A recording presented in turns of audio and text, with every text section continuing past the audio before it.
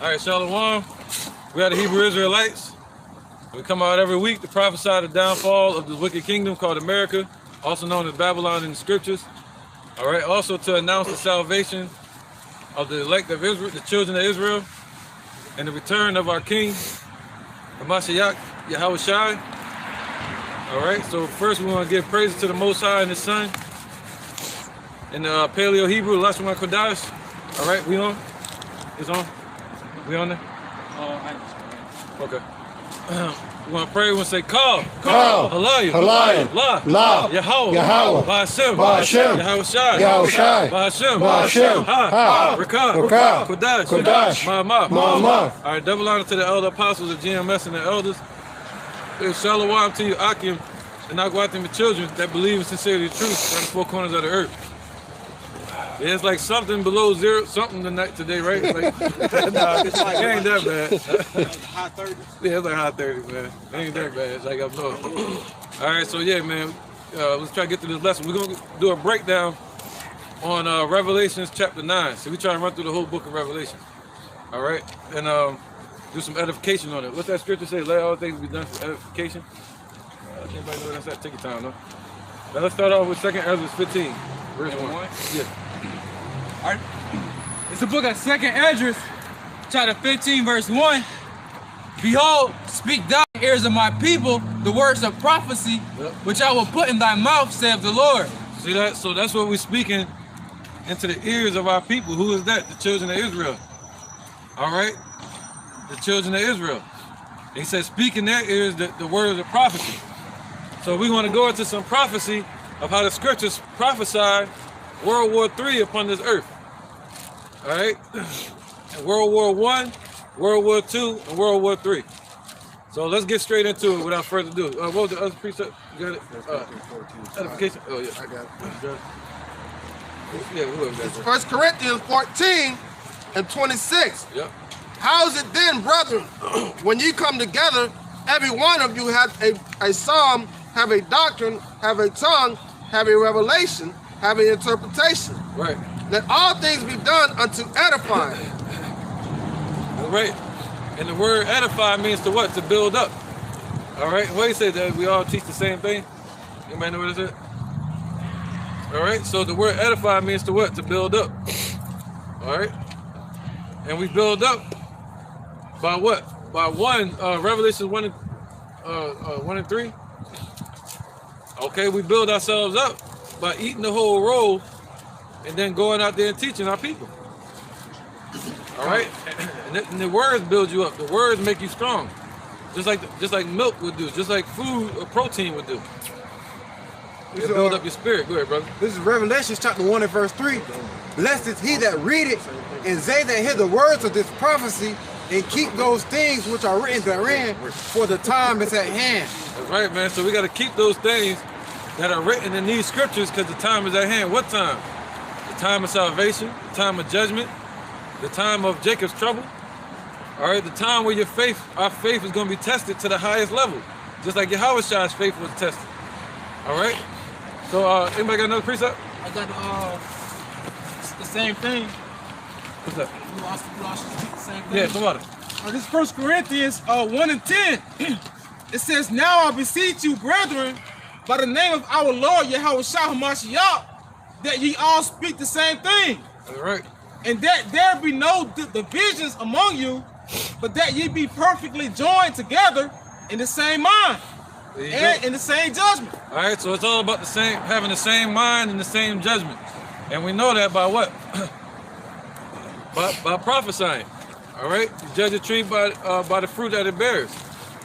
Okay, so let's get into it, man. World War I, World War II, and World War III in the Holy King James Bible. All right, let's get it. Revelation chapter 9. All right, because it prophesies about the downfall of this wicked place and about it being destroyed. But you got Esau, the Caucasian race. They always think that this whole earth is going to end.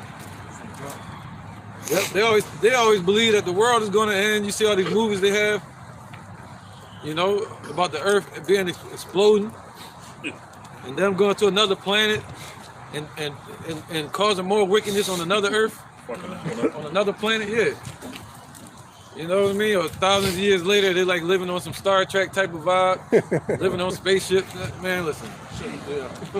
You know, let's get it, yo. This is Revelations chapter 9, verse 1. Yep. And the fifth angel sounded, and I saw a star from heaven, and I saw a star fall from heaven unto the earth, and to him was given the key of the bottomless pit. Right, so now, who was that? That's talking about who? Kaiser Wilhelm. All right? Over there in the bottomless pit. All right, and the one that has the key is who? Yahushua. All right? But that, let's say the angel of the bottomless pit, that bottomless pit represents Europe. Okay, that's Europe. That was known as the bottomless pit, a place of wickedness, a place of low-level minded heathens. All right, and lack of resources. All right, it's called the bottomless pit over there in Europe. Now, all right. So now we're gonna see who this angel is. Let's go down a few verses on the backside. Yeah, that's the angel. Cause you got Yahushua. You can't. He controls everything, and he gave Esau the key to start World War I. Okay. What's that? Giving him the sword. You want to get that? Revelation 63. Yeah, let's get that too. All right. This is Revelation 9 and 11. And they had a king over them, which is the angel of the bottomless pit. There you go. So you want to know who the angel of the bottomless pit is, meaning the messenger of death. All right. That guy's name was Kaiser Wilhelm. All right. He was known as the last Kaiser, the guy that destroyed Europe. I was talking about on the lesson prior. Go ahead, brother. Whose name in the Hebrew tongue was Abaddon. Yep, Abaddon. Yep. Abaddon. But in the Greek tongue, but in the Greek tongue has his name Apollyon. Right, so they call him the destroyer because he was known as the Edomite, or the last Kaiser that destroyed Germany.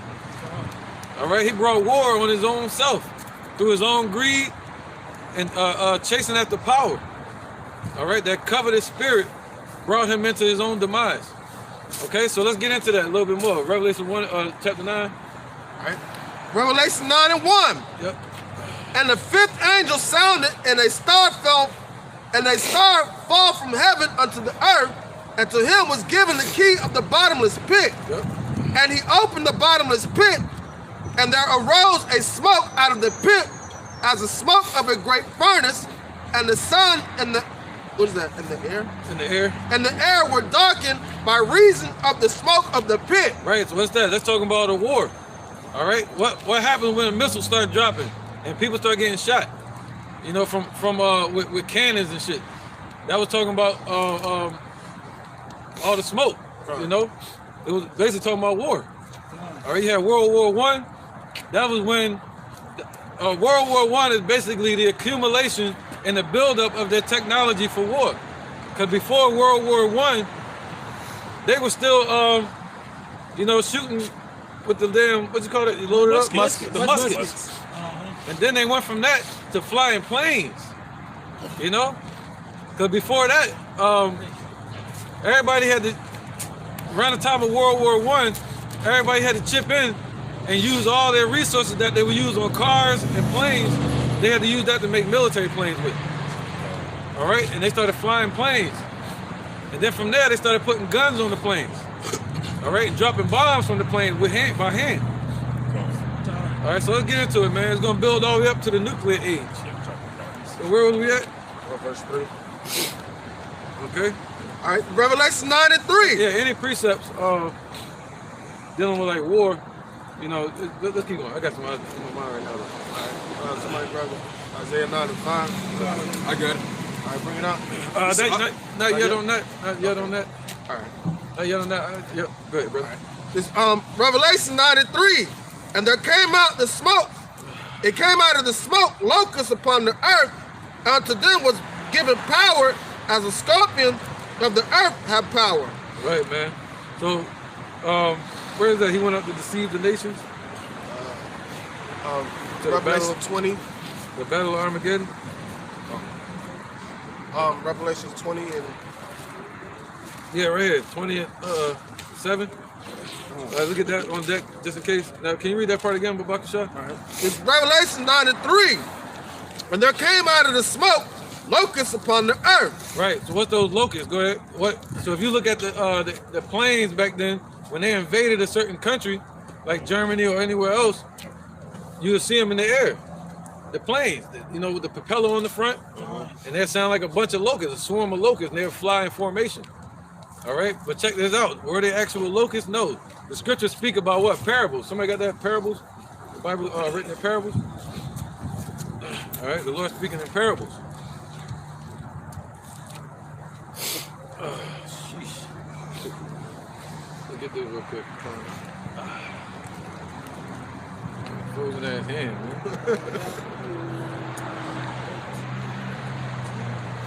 Got it? See real quick. Tell my fingers to move and shit. Matthew 13. Yeah, Matthew 13 and 13. 13 and 13? Really 13 is like a little further up, yeah.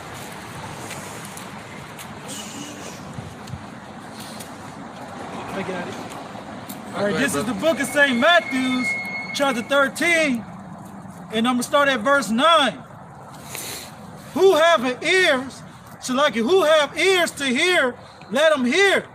And the disciples came and said unto him, why speakest thou unto them in parables?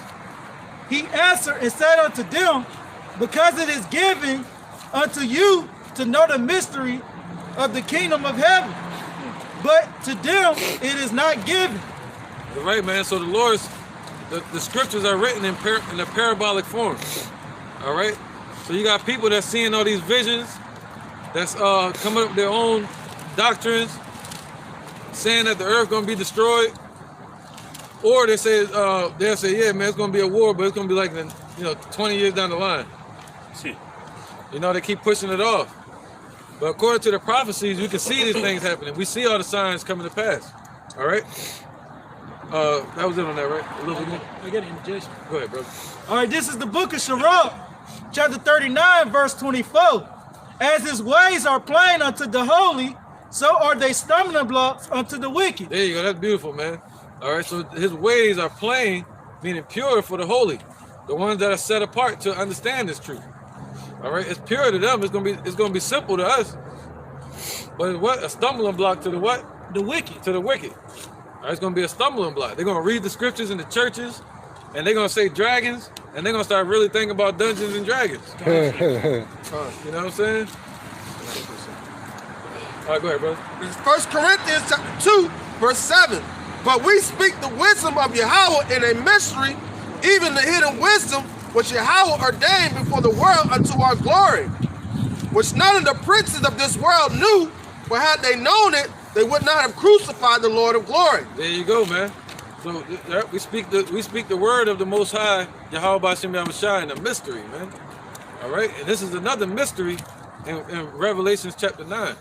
To know that that's Kaiser Wilhelm, and that's the ignition of World War I, which started with a guy named Gavrilo Princip. All right, that's the guy that supposedly poisoned what's his name? King Ferdinand. Right? They supposedly King Ferdinand, right? What was it? Serbia, I think. Right? And he poisoned him. And then what did that do?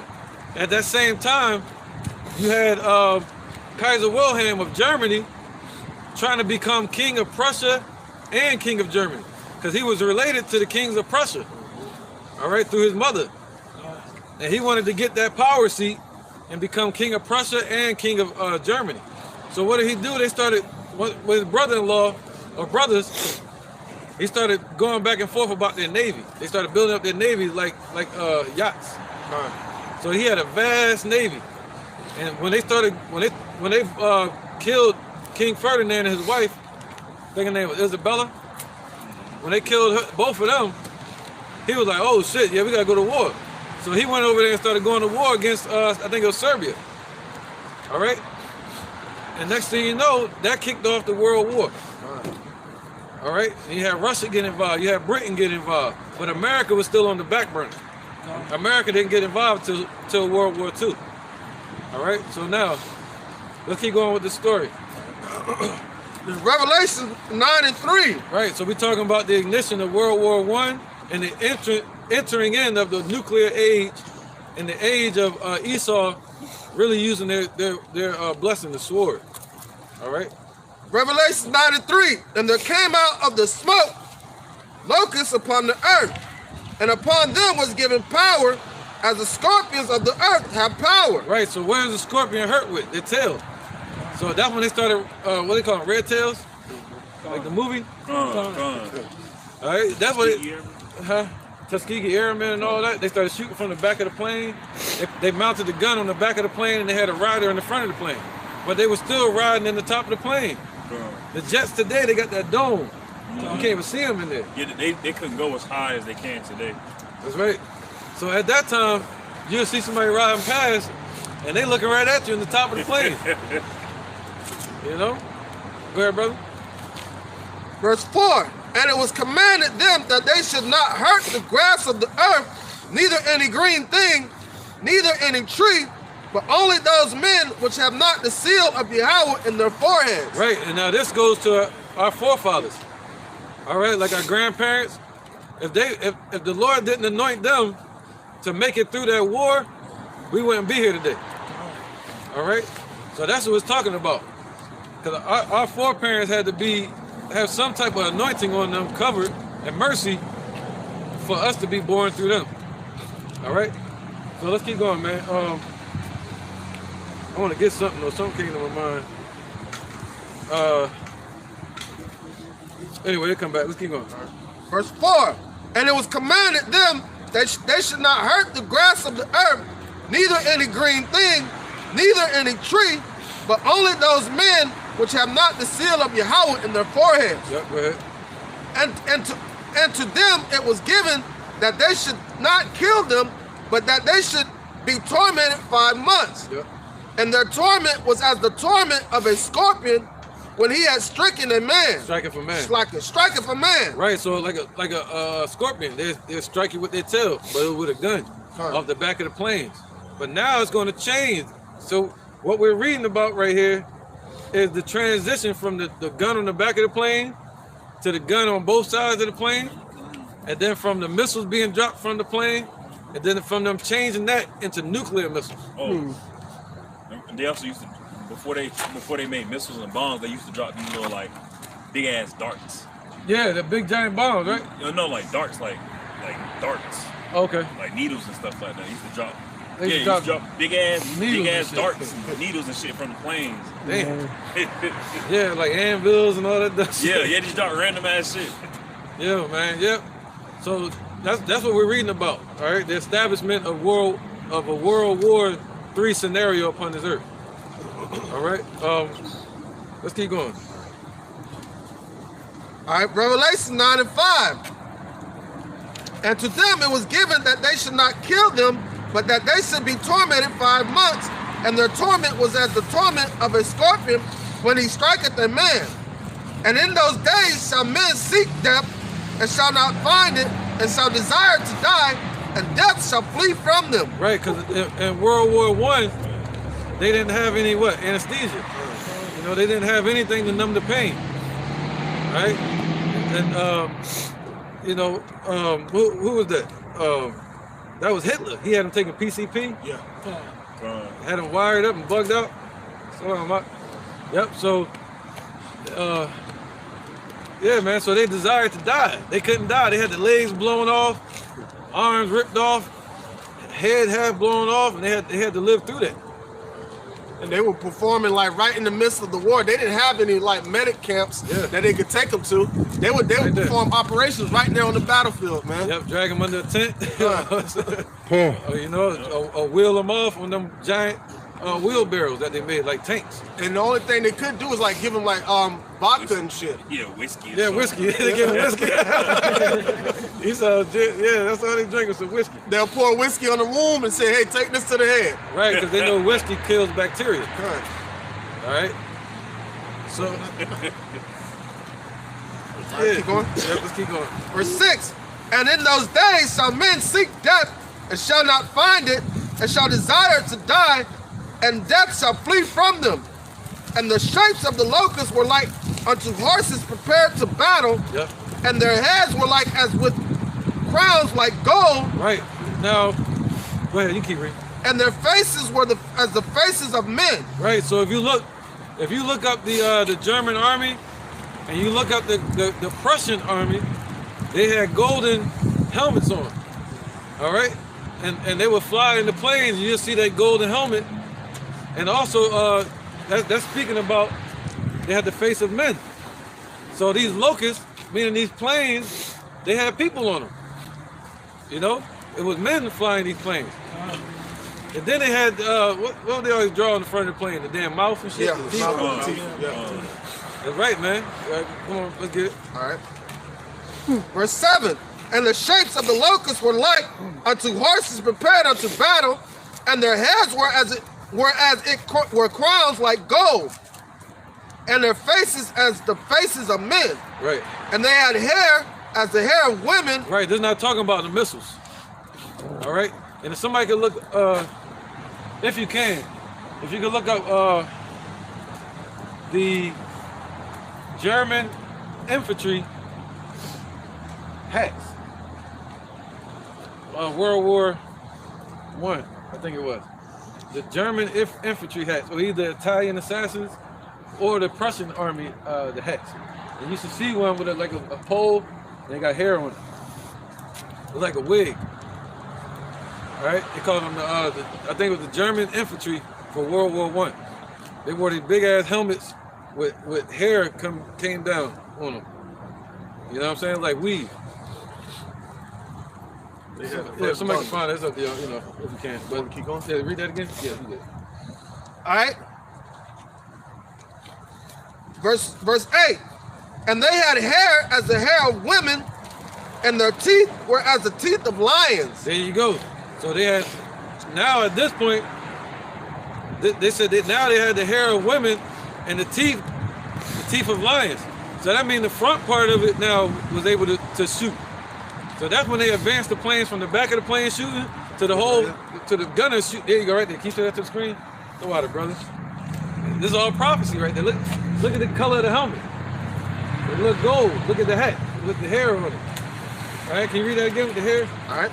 Yep, perfect, man. Wait, let's hold that up. Yeah. No, the water, bro. All right. Go ahead. This Revelation 9 and 8. Right, the scriptures are accurate.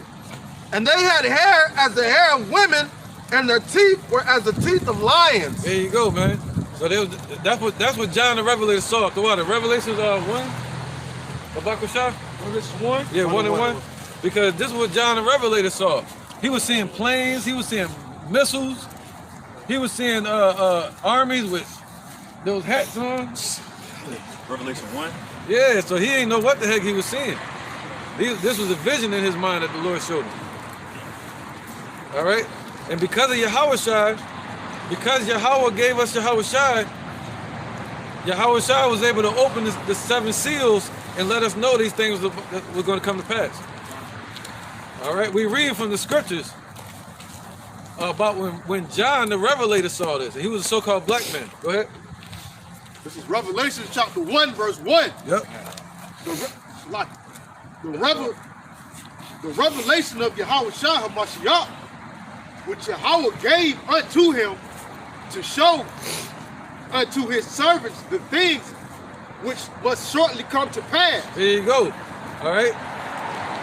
He showed Yahushua. Yahweh showed Yahushua this, and Yahushua sent the angel to show John the things which must shortly come to pass. What was one of those things? World War I and World War II and World War III. All right. It was any more on that? A little bit. Just a little bit. And he sent and signified it by his angel unto his servant John. That's right, man. So that's right. So he sent and signified it by an angel to John. All right, Yakanan, the Revelator. So now we're reading one of those revelations. Let's keep going with it. All right. Woo. Revelation 9 and 9.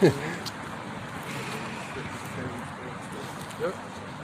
It says, and they had breastplates as it were breastplates of iron, and the sound of their wings was like the sound of chariots of many horses, running to the battle. Right. So these and what's one of the main resources they use to make their planes? Iron. All right. So it's like, you know, there's like wasn't no damn wooden planes and shit. All right. These are some strong metal objects. So they were advancing. What did it say? Esau wiser than Daniel? Ezekiel 27. What, brother? Yep.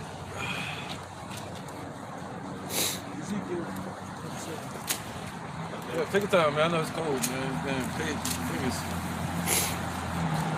All right, bear with us, man. It's cold out here. This is Ezekiel chapter 28, verse 3. It says, "Behold, thou art wiser than Daniel. There is no secret that they can hide from thee." Ooh, there's no secret that they can hide from thee, man. So Esau found out how to make all this technology, found out how to manipulate metals, found out how to draw blueprints for something to fly in the sky. You know, how to the whole earth was given to him. All right? How to make tanks and shit. How to split an atom. So the Most High put that in their heart to do this. Why? Because it's their own demise. It's setting them up for their own destruction. And if you think about it, that's a short period of time, because the Wright brothers took flight in 1903. And World War I was started from 1914 to 1918. Yep. So yeah, so that's 11 years. Now they're making planes out of metal. You know? So, yeah, where was that? Revelation 9 and 9. 9 and 9? Yeah, I think they started messing with the planes in the 1700s. Yep. All right. That's when they took that damn plane and put it on their back and tried to run with it. Esau was like, I'm going to take over the world. All right, Revelation 9 and 9. And they have breastplates as if were breastplates of iron, and the sound of their wings was as the sound of chariots of many horses running to battle. Right, man. And they had tails like unto scorpions. They had tails like unto scorpions, and there were stings in their tails. Yep, and there were stings in their tails. So they had the guns shooting from the back of the plane. All right. Before that, they had the gunner shooting in the back of the plane, and then they had the guns on the back of the plane mounted. You know, you'll see that in the World War II films. They even got it in color now. You can watch it. World War I. All right, go ahead. It says, and their power was to hurt men 5 months. Right, so their power was to hurt men the whole course of this war. All right, go ahead. And they had a king over them, which is the angel of the bottomless pit, whose name in the Hebrew tongue was Abaddon. Abaddon, Right. but in the Greek tongue has his name Apollyon. There you go. So they had a king over them. Who is that? Kaiser Wilhelm. So this is all speaking about World War I. All in the scriptures. All right? All right, go ahead, brother. One woe is past, and behold, there come 2 woes hereafter. That's right. So this prophecy that there's going to be 2 more woes. Not just that one world war, because during that world war, they thought that was it. They thought that was the end of the world. They call that the Great War. They call that the Great War, brother. Yep. So now they're going into, then the Second World War happened. See, everything's going to happen according to the Lord's will. All right, not according to man. They're always trying to upset the prophecy, but they won't be able to. All right.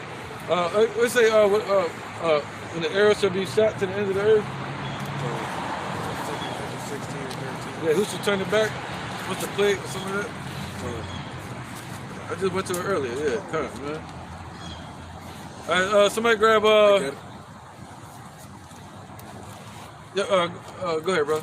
Second Ezra, chapter 16,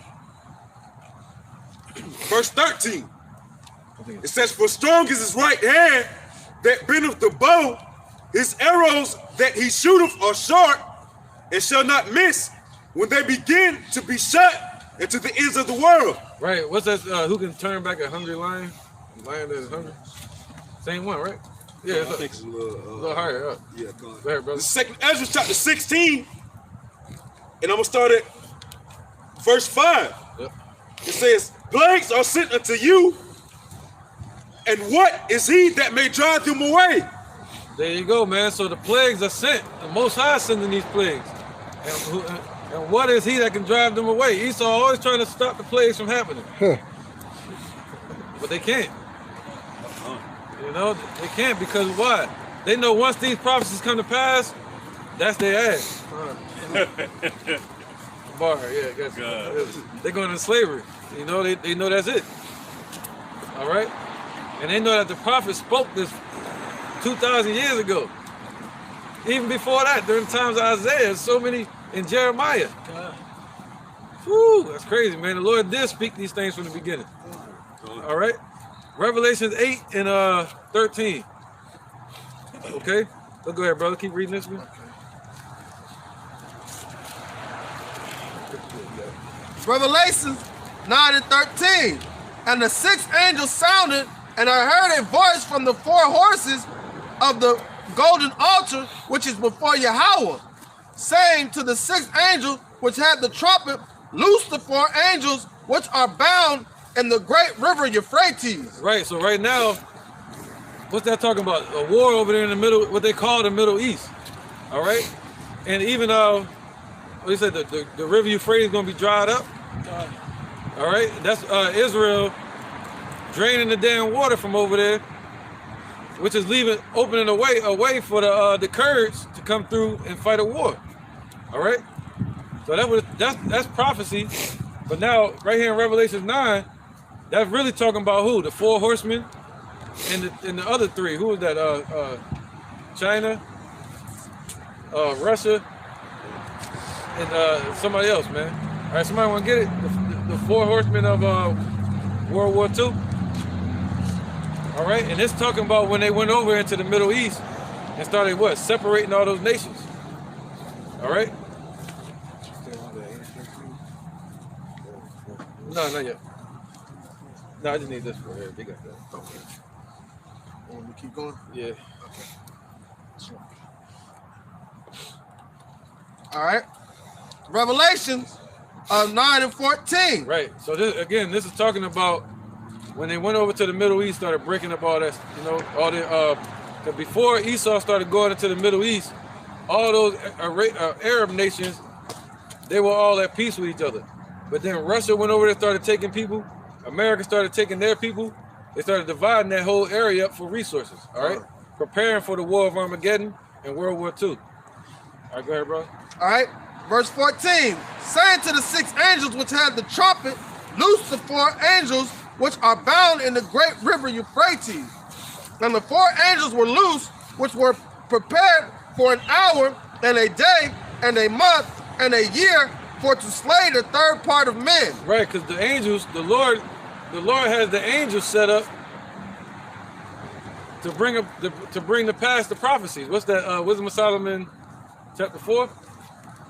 I think it is. He did not move nor stir them. All right, so the Lord sent his angels, and they're the ones that get the prophecies happening. Just like in Revelation 7. Somebody get that? Because once the Lord sent the angels, they stir up, they get all the prophecies happening according to the Lord's word.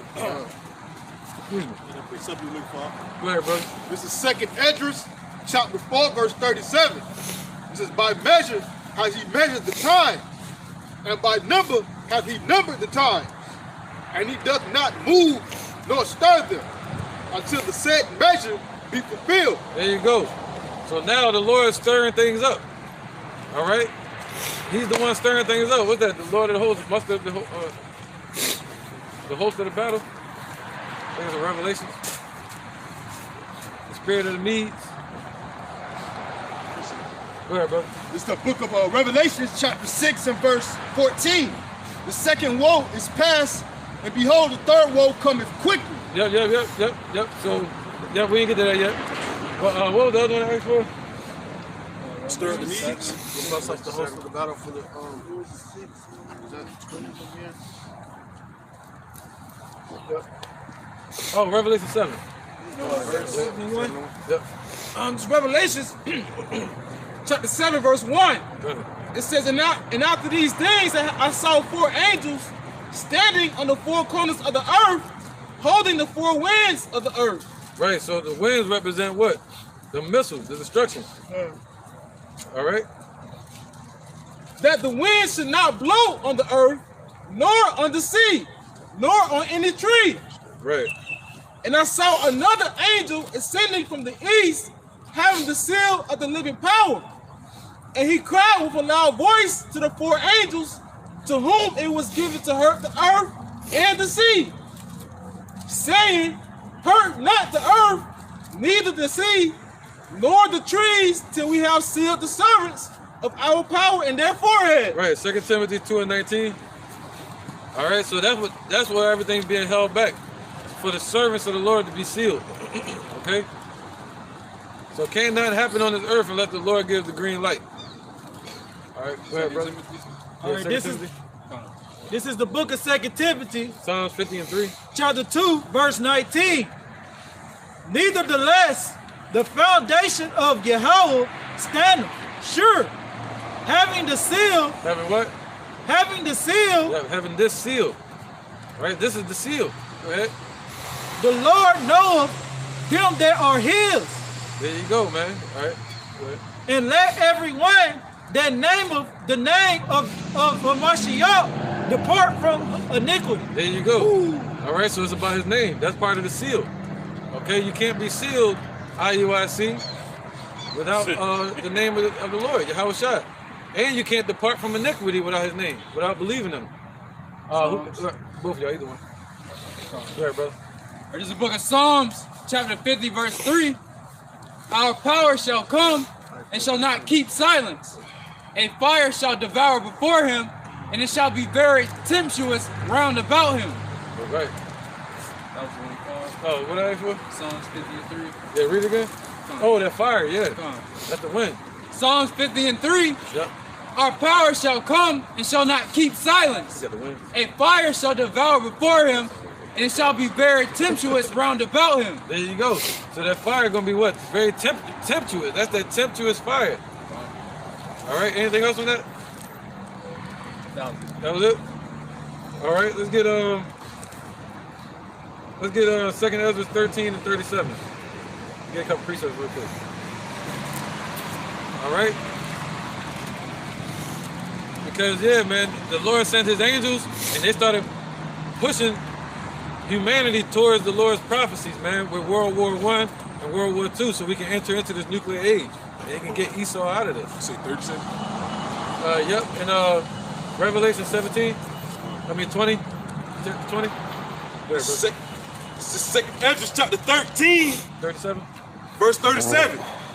It says, and this my son shall rebuke the wicked inventions of those nations, which for their wicked life are fallen into the tempest, and shall lay before them. There go that tempestuous wind.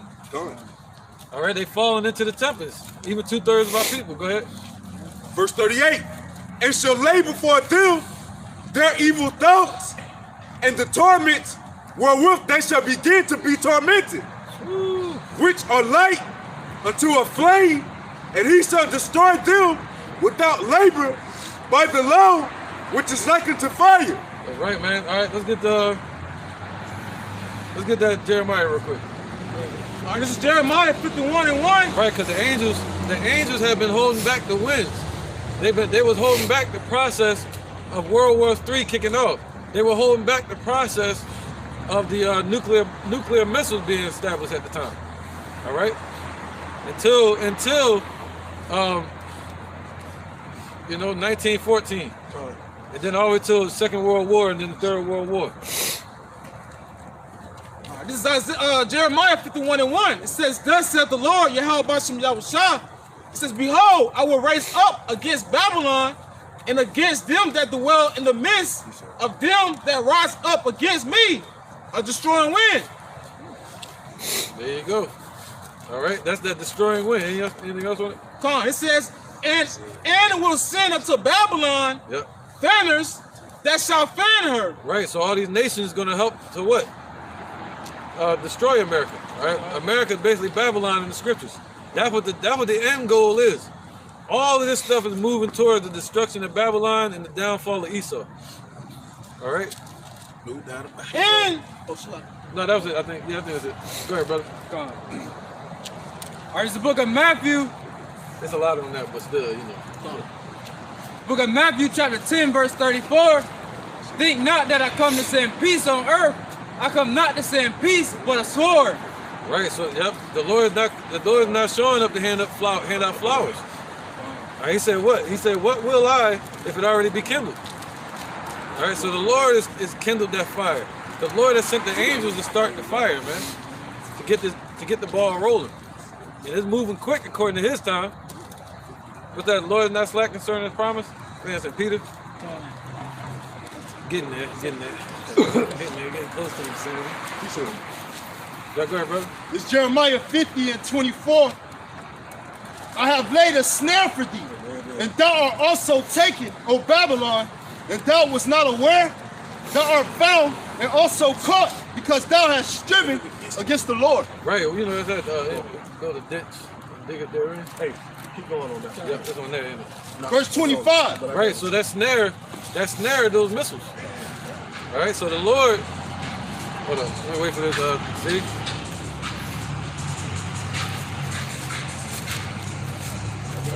Probably was a child trying to get all the damn attention. But the Lord said the Most High laid a snare for Esau. All right, what's that? Blow up the coals in the fire. Isaiah 54. Isaiah 54. 16. Come on, real quick. Let me get this real quick. Let me go right back to that. 54. Somebody get it, please. Isaiah 54, 16. Yeah. 59. It's Isaiah chapter 54, verse 16. Behold, I have created the smith that bloweth the coals in the fire, Right. and that bringeth forth an instrument for his work, and I have created the waster to destroy. There you go. So the Lord created the waster to destroy.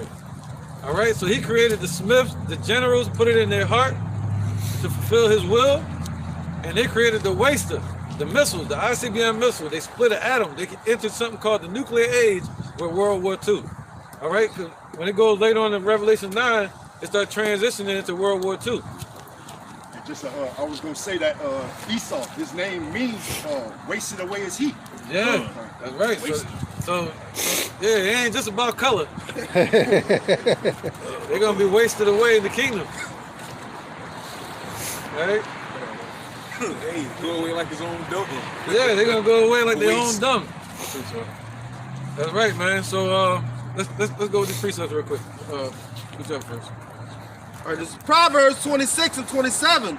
Whoso diggeth a pit shall fall therein, and he that rolleth a stone, it will return upon him. Right, that sounds just like Revelations 13. All right, somebody get that? Revelation 13 and 10. Oh, he said what? He that diggeth a pit shall fall therein. You know? And that's for Esau. They're going to fall into that pit that they've dug. Go ahead, brother. All right, this book of Revelations, chapter 13, starting at verse 9. Okay. If any man have an ear, let him hear. He that leadeth into captivity shall go into captivity. He that killeth with the sword must be killed with the sword. Here's the patience and the faith of the saints. That's that same, those scriptures match up. Because that sword ultimately is the missiles. All right, Esau gonna try to want to kill with those missiles. Didn't they do that in the sight of the Europe? You know, Esau's blessing is to kill with the gun and with the sword, which is ultimately the missile. What did the Lord say? Yeah, go ahead, bro. You got to speak on it? I was just somebody get the sword, beams in heaven. That's the supplanter. Jacob is a supplanter, man. Yep. And when you think of Yahushua being Isaac, you're the one who gave him the damn sword That's right. to kill himself, man. That's right. And supplanter means to what? To take rulership after somebody. All right, to supplant somebody, to follow in their seat. All right, so now, since Esau going to be removed out of the place, Jacob going to be following right after them. That goes according to scripture. All right, go ahead. This is Isaiah chapter 34, verse 5. It Right. says, for my sword shall be bathed in heaven. Behold, it shall come down upon Idumea and upon the people of my curse. Right, so today represents Idumea is Babylon, America. All right, and upon Esau, all the Edomites here, they're not going to make it out of here. All right, so yeah, and 2/3 of our people and the heathens that are in this place. And you see, he said the sword. And he used Esau to establish the sword, and those that kill with the sword shall be killed with the sword. That's right. Go ahead, a little more. Verse 6. Nah, that's cool. Let's just see something for it. We can come back to it. All right, go ahead, brother. This is the book of Isaiah, chapter 13 and verse 3. Right, so the Lord created the waster, and he gonna have them missiles shot into the sky. You know, they're gonna be bathed in the Shemayim. Listening. So. Yep. Go ahead, brother. Glistening sword. I have commanded my sanctified ones. I have also called my mighty ones from my anger, even them that rejoice in my highness. Right, so the Lord called the angels and his elect. Go ahead. The noise of a multitude in the mountains, like as of a great people. Right, this the missiles. Go ahead. A tumultuous noise of the kingdom of the nations gathered together. Right, okay, these are the nations coming together. What do you say, roundabout? Shoot at her? What, if somebody get it, let me know. The Lord of hosts mustered the host of the battle. Yeah, go back, where you got the last verse? Verse 4, the noise of a multitude in the mountains. Right. What do you say, stir up the hell from you, stir up the nations against them? Oh, man, it's crazy. Yeah, come. Let me know y'all got these. I got somewhere you said roundabout. Yeah, come, brother. Go ahead. So the Most High is bringing all these nations together against America. Go ahead. This is Jeremiah, chapter 50, verse 14. Put yourselves in array against Babylon round about. Right, that's a command. The Lord telling them to put themselves in array against Babylon round about. Yeah. Go ahead. All ye that bend the bow, shoot at her. Right, because the Most High said he the one that bent the bow. So all the nations that have missile silos or a way to shoot them missiles off, the Lord, he gonna make them shoot those missiles at Babylon. And they shall not miss when they be shot to the ends of the earth. Yep. It says, shoot at her, spare no arrows, for she hath sinned against the Lord, Yahweh Bashem Yahushua. Right, so what? What's that, Revelation? I'll show you the judgment of the great whore. I think it's Revelation 11. It might, it might be, hold up. Yeah. Now let's get, let me see.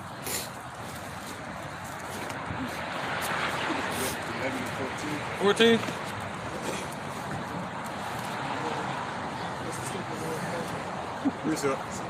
No, you good. You good. Go ahead, brother. You got precept? This is the book of 2nd Esdras, chapter 15 and verse 20. Behold, saith Yahweh, I will call together all the kings of the earth to reverence me, which are from the rising of the sun, from the south, from the east, and Lebanon, to turn themselves one against another and repay the things that they have done to them, like as they do yet this day unto my chosen, so will I do also in recompense in their bosom, thus saith the Lord Yahweh Bashem Yahushua. That's right, man. So the Lord gonna recompense all these nations. All right. The Lord gonna recompense all these nations for touching the apple of his eye. All right, for touching his children, putting us in slavery. They got a payment. They got a judgment coming back to them. You know, they putting sympathy laws in place for Esau, but you can't make them feel bad. They got the feelings. They getting the feelings police ready and shit. Hey, that's here in Florida too. Yeah, the feelings police. He hurt my feelings. What? Lock your ass up. That's what they're gonna do. All right. Did he hurt you? Yes. What's hurting on you? My feelings. Oh, he going down, buddy. It's Isaiah 14 and 9. Hell from beneath is moved for thee to meet thee at thy coming. Right, go ahead. It stirred up the dead for thee, even all the chief ones of the earth. Right, what's that called? Hell breaking loose. All right? Yep, it's going to meet you at your damn coming. When Esau coming to wrestle like a flood, the Lord going to raise hell against you. Yep, go ahead, stir up all the dead, meaning these dead-minded nations. All right? It has raised up from their thrones all the kings of the nation. There you go, man. So it raised up from the throne all the kings of the nation. They all getting off the seat. All right, and gathering around America to destroy this place. Go ahead, turn your olive, we work them down there. It's Revelation 17 and verse 1. And there came one of the 7 angels, which had the 7 vials, and talked with me, saying unto me, come hither. Yep. I will show unto thee the judgment of the great whore. You good, brother? You good? Sitteth Hey, tell him he come through. You're good. upon many waters. That's right, man. So he said, yeah, the angel was showing him the judgment that was going to happen to the whore. All right, and it came into the father's mind. It's going to come into his mind to destroy this place. All right, yep. So this place has a judgment coming to it. All right. As well as the other kings and kingdoms that fornicated with it. That's right. That did business with this place, man. Yep. That's right, man. Israel, the land, those Khazars in our land, they got a judgment coming there too. It's gonna be like a sea of glass. It's gonna be burned up. All that sand gonna be burned like glass. They're gonna like a skating ring over there. And over here it's gonna be like a pit of lava. You wanna play the floor is lava? Yeah, there you go. That's what Esau's children are gonna be playing in this place. The floor is lava. You lose. Go ahead, brother. Yeah, go ahead. This book of Isaiah, chapter 34 and verse 1. Come near, ye nations, to hear, and hearken, ye people. Let the earth hear, and all that is therein, the world. Right, that's right. That's the Lord's word. Right, the Lord is commanding the whole earth right now, making a shift. Go ahead, brother. For the indignation of the Lord is upon all nations, and his fury upon all their armies. That's right, man. So his fury is upon all their armies, man. He have utterly destroyed them. He have delivered them to the slaughter. There you go, man. So the Lord already slaughtered. You got any points you want to make? Just to touch on a point that Brother Thanyala brought out, man. Not only did Esau got a judgment and destruction coming, but also these other nations who have had a hand in the destruction of our people. God, man, damn, Arabs, Africans, Persians, Assyrians, you know, Chinese, Japanese. Yeah, precept. Right, let's get Kanak real quick and then Thanyala. This is Boom, boom. First Maccabees chapter 2, verse 10.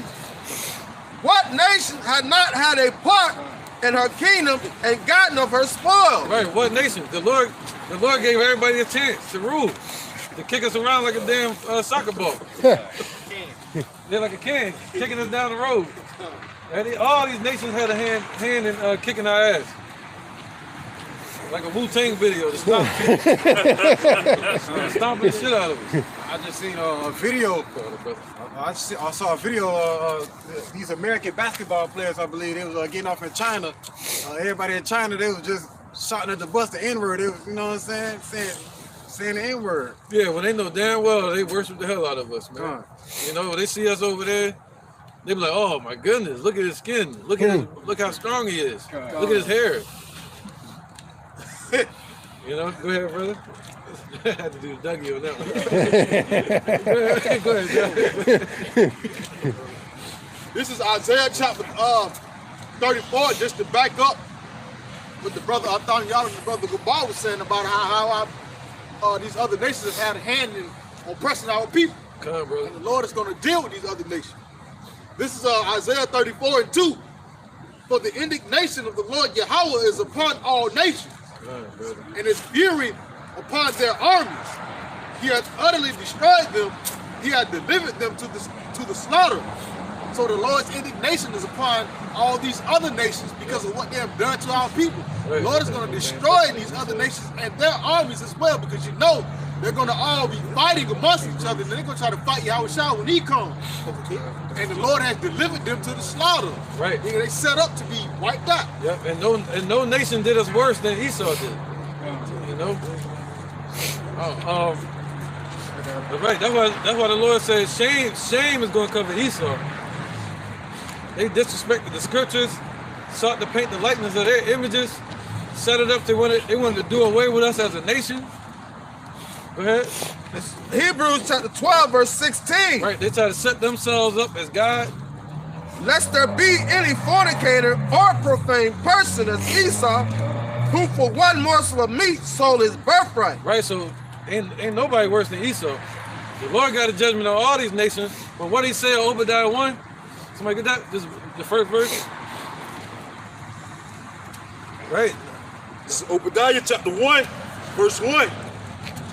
The vision of Obadiah, thus saith the Lord Yahweh Bashem Yahushua, concerning Edom, we have heard a rumor from the Lord, and an ambassador is sent among the heathen.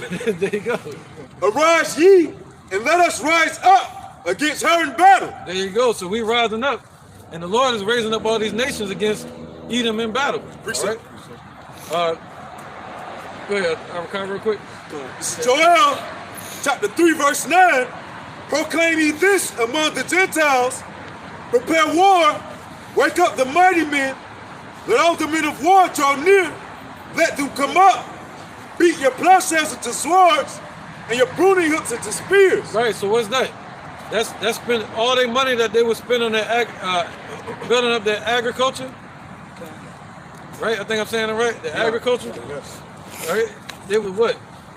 Now they're taking that and they have taken that and built up their nuclear and nuclear arsenals and their technology for their military. Especially since the fall of the Soviet Union, they fell because of that. Russia was trying to build up their military so much that they went broke. You know what I mean? The economy fell, and that's what really knocked out the Soviet Union. Space race with Now they're doing that. That's now. Oh, okay. Yep. All right, go ahead. It says, let the weak say I am strong. That was back then too. Yeah, you're right. Sputnik. Yeah, Sputnik. Yep. That cost a lot of money. Yeah. You know? just had that pool of money. Yeah, they had that pool from. Yeah. Now they was using the pimp. Europe. They got long money from Europe, from the dragon. You know, Russia didn't have that help from the dragon. So that's right. Go ahead, brother. Verse 10 of Joel chapter 3.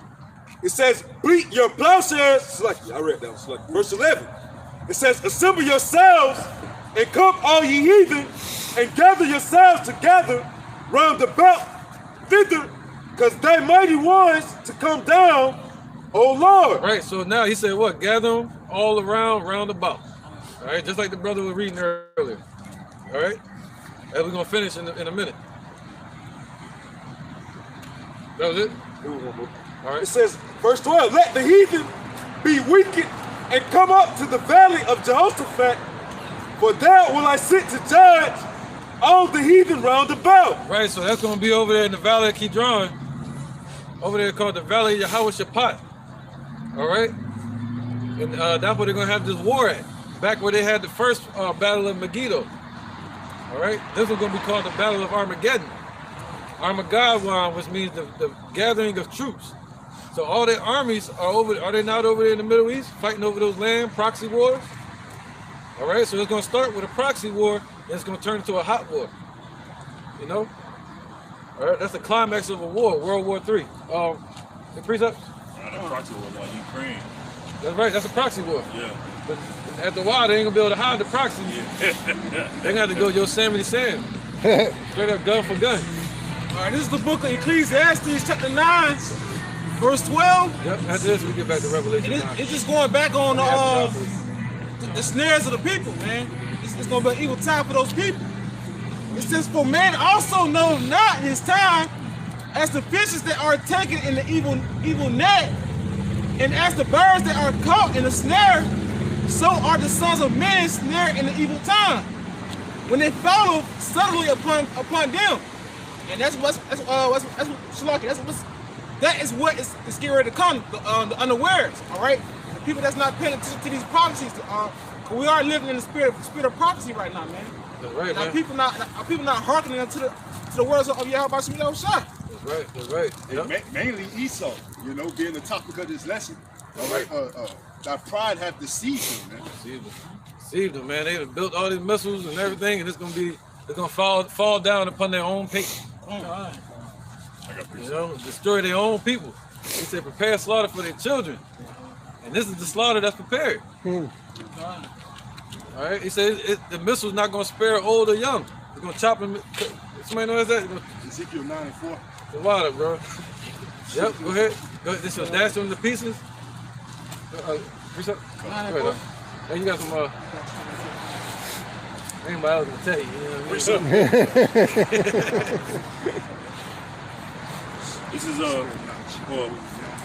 This is Exodus chapter 6. It's like in chapter 7, verse 3. And I will harden Pharaoh's heart and multiply my signs and my wonders in the land of Egypt, But Pharaoh shall not hearken unto you. I'm gonna let that bus pass.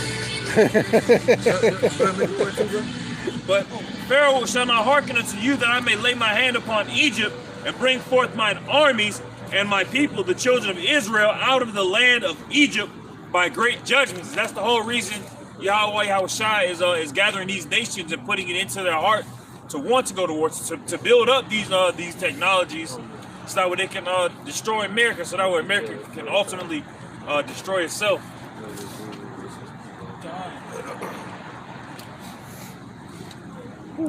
Oh, we haven't stopped, man. Just, keep making points. All right, where we at? I thought that Ezekiel that I thought y'all was. All right, go ahead, brother. Yeah, come on. This is Ezekiel 9 and 5. It says, and to others he said in my hearing, go ye after him through the city and smite. Let not your eyes spare, neither have ye pity. Right, because we out here to warn the Negroes, Latinos, Native Americans that we're the Israelites of the Bible. We got to turn and repent to Yahweh, his son Yahushua. Go ahead. Come on, it says slay utterly old and young. Right, so the angels going to slay utterly old and young, and they're going to send what? The missiles to do it. You know? Go ahead. It says both maids and little children and women. They say the should not be spared children. And there's one where it talks about they shall creep in through the windows like a thief. Yeah, we're gonna get that. We're gonna wait on that one. Oh, okay. Yeah, we're gonna wait on that one. Come on, bro.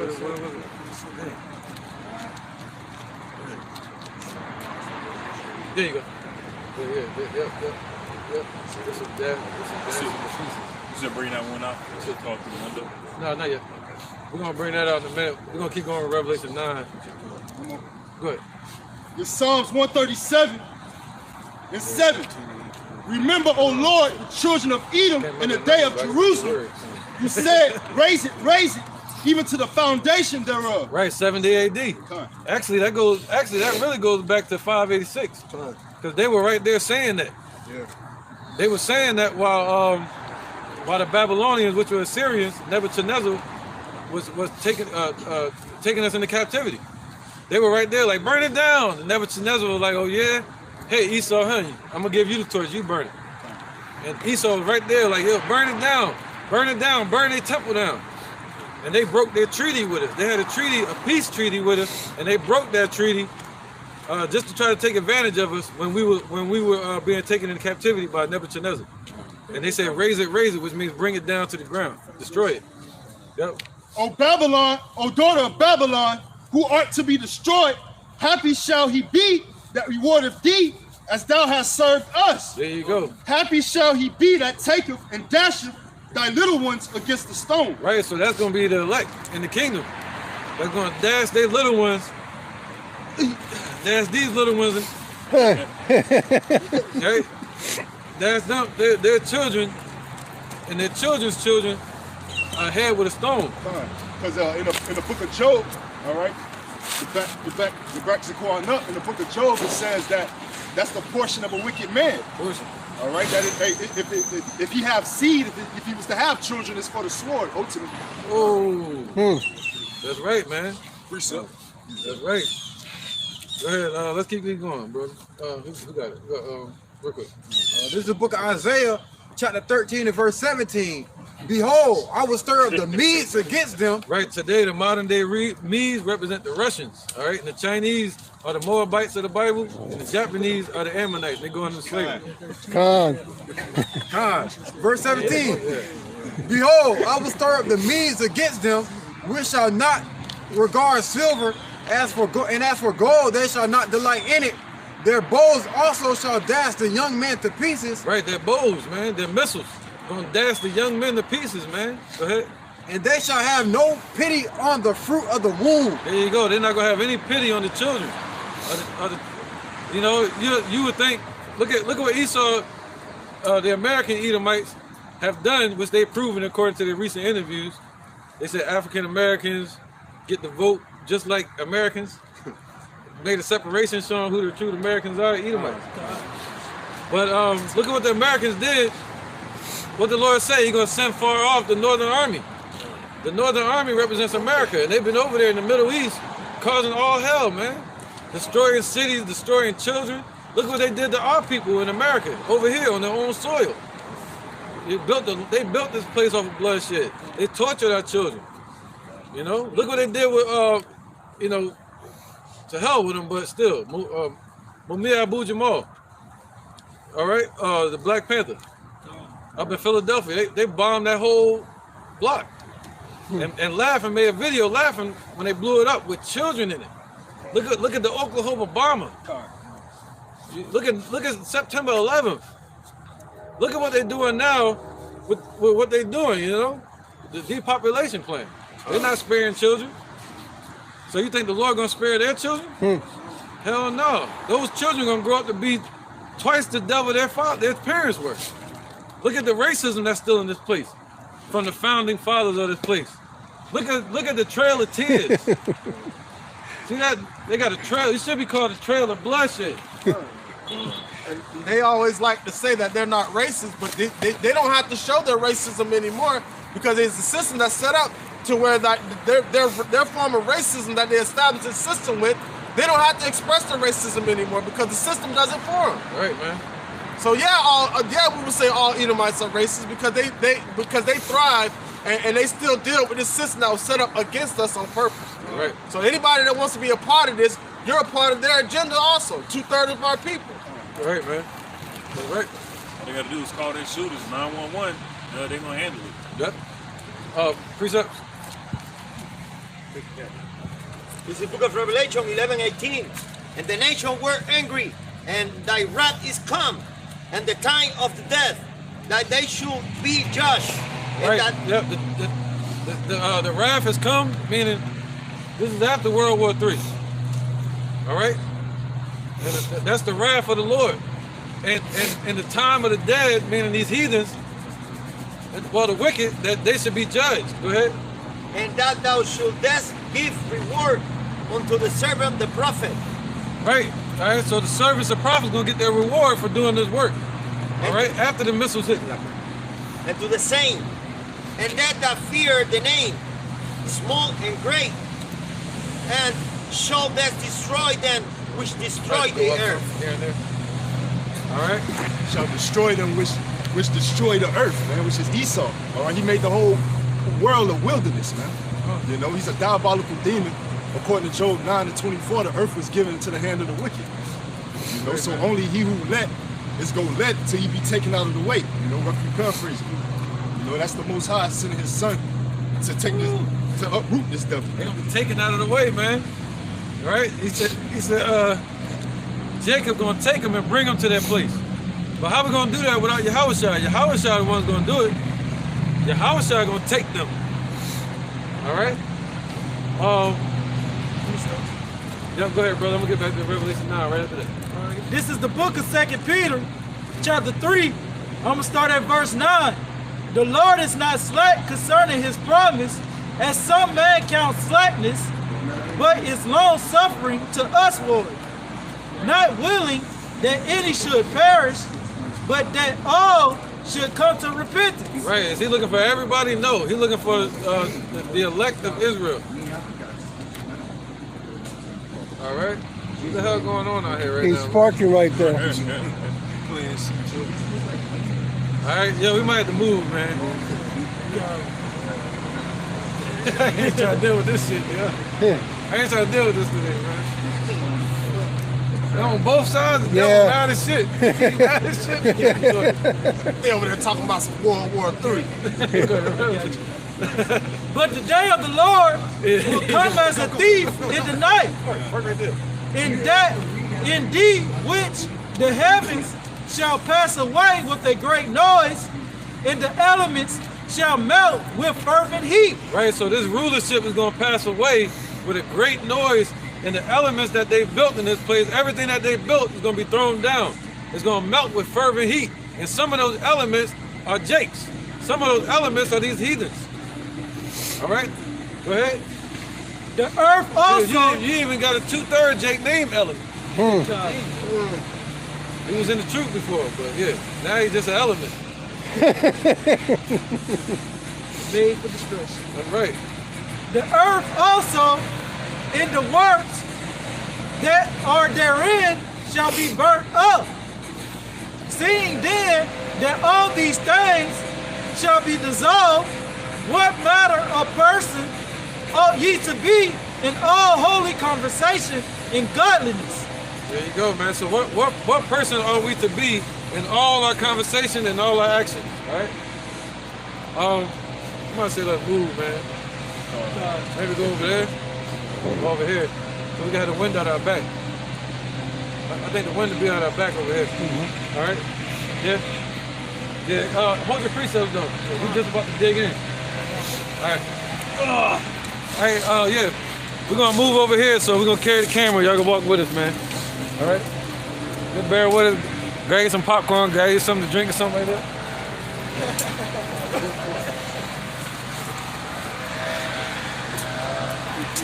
Come on, bro. How about you know something about the stuff?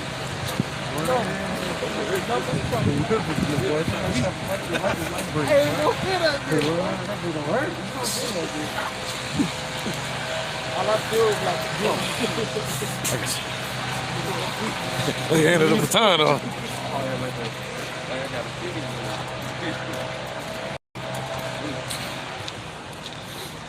All right.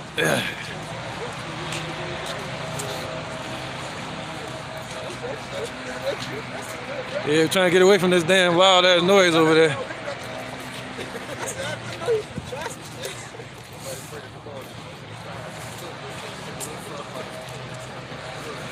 All right, yeah, we should be good now. Hey. Yeah.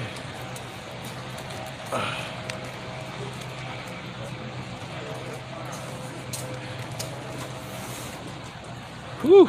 All right, here we go. Right by this bench right here.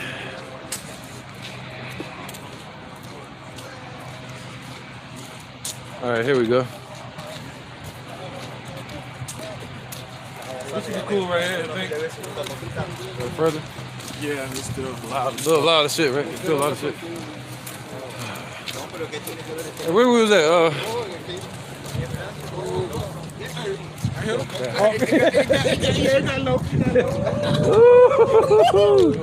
That hog out here now. When did I face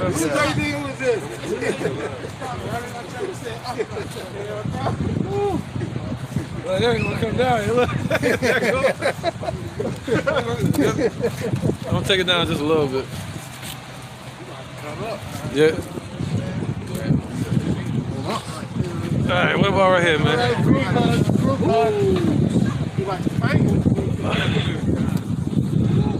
Yeah, that's how that. They ain't gonna be long more than the whole damn day. Can't keep it on all day. This what comes with being in the truth, man. You gotta deal with it. You gotta maneuver. Here you go, that's perfect. Yeah, it's a little warmer right here. I went right next to the water.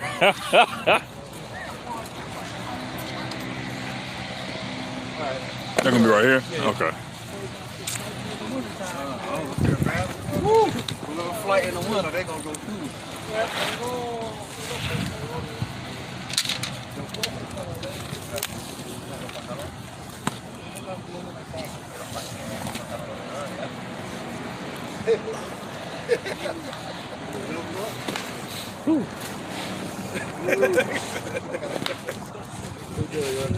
Keep rolling that. left off 2 Peter chapter 3, verse 10. What's up? I just read 2 Peter. All right, let's go to 2 Peter. Let's go to Revelations 18. Yeah.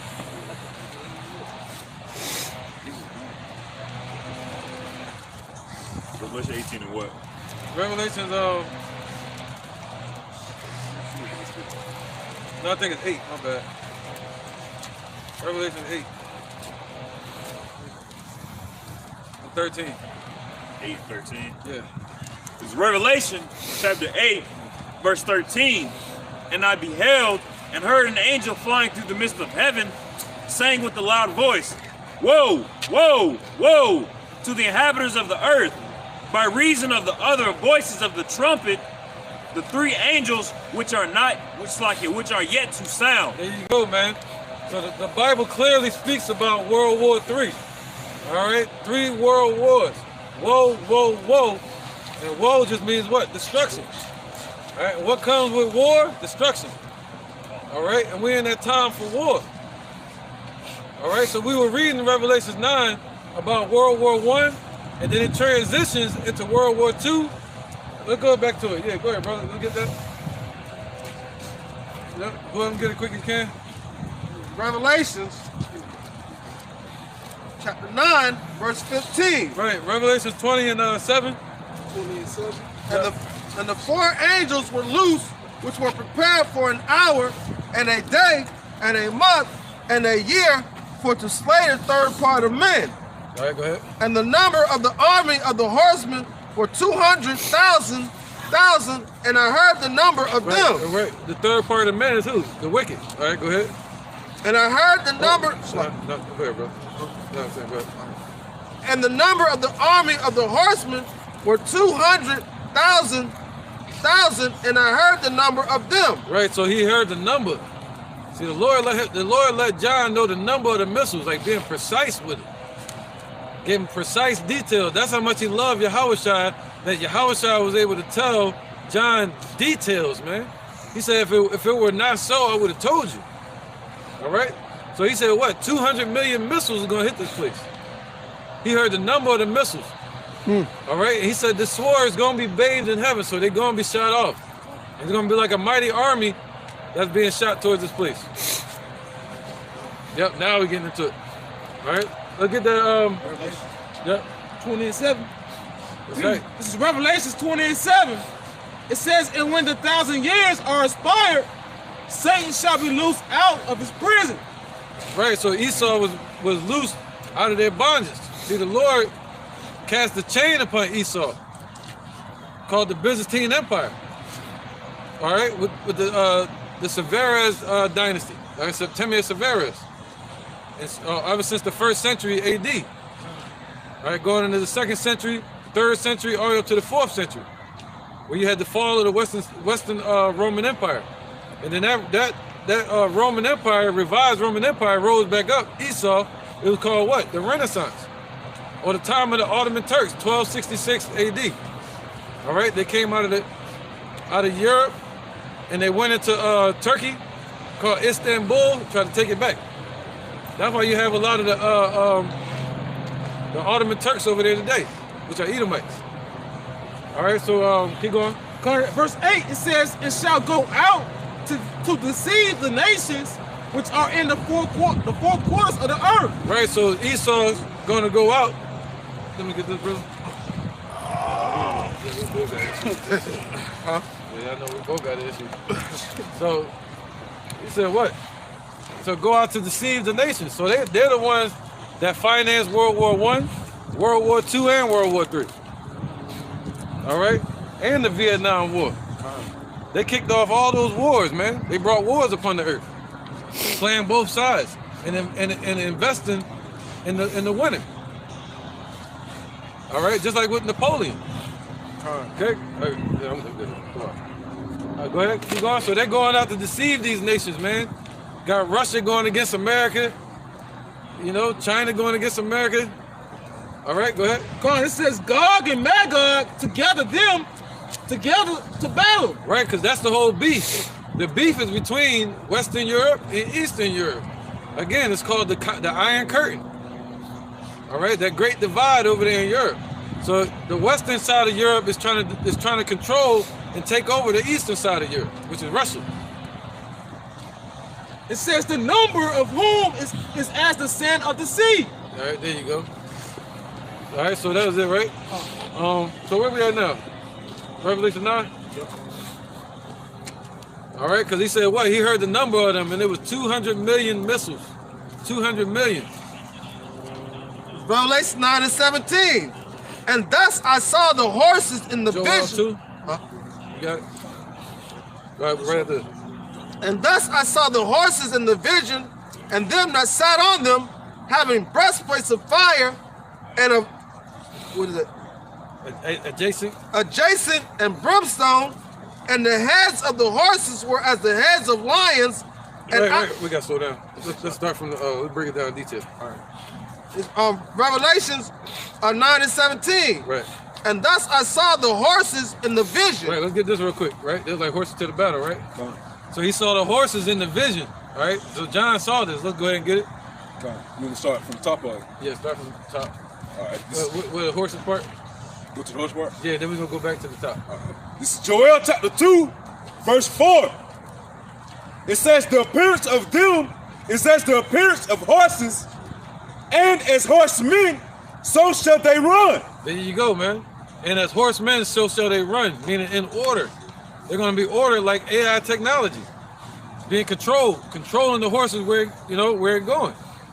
All right, so they're like horses formed to the battle, meaning they got power. All right, where's the power? In the tail and in the front, which is called warheads.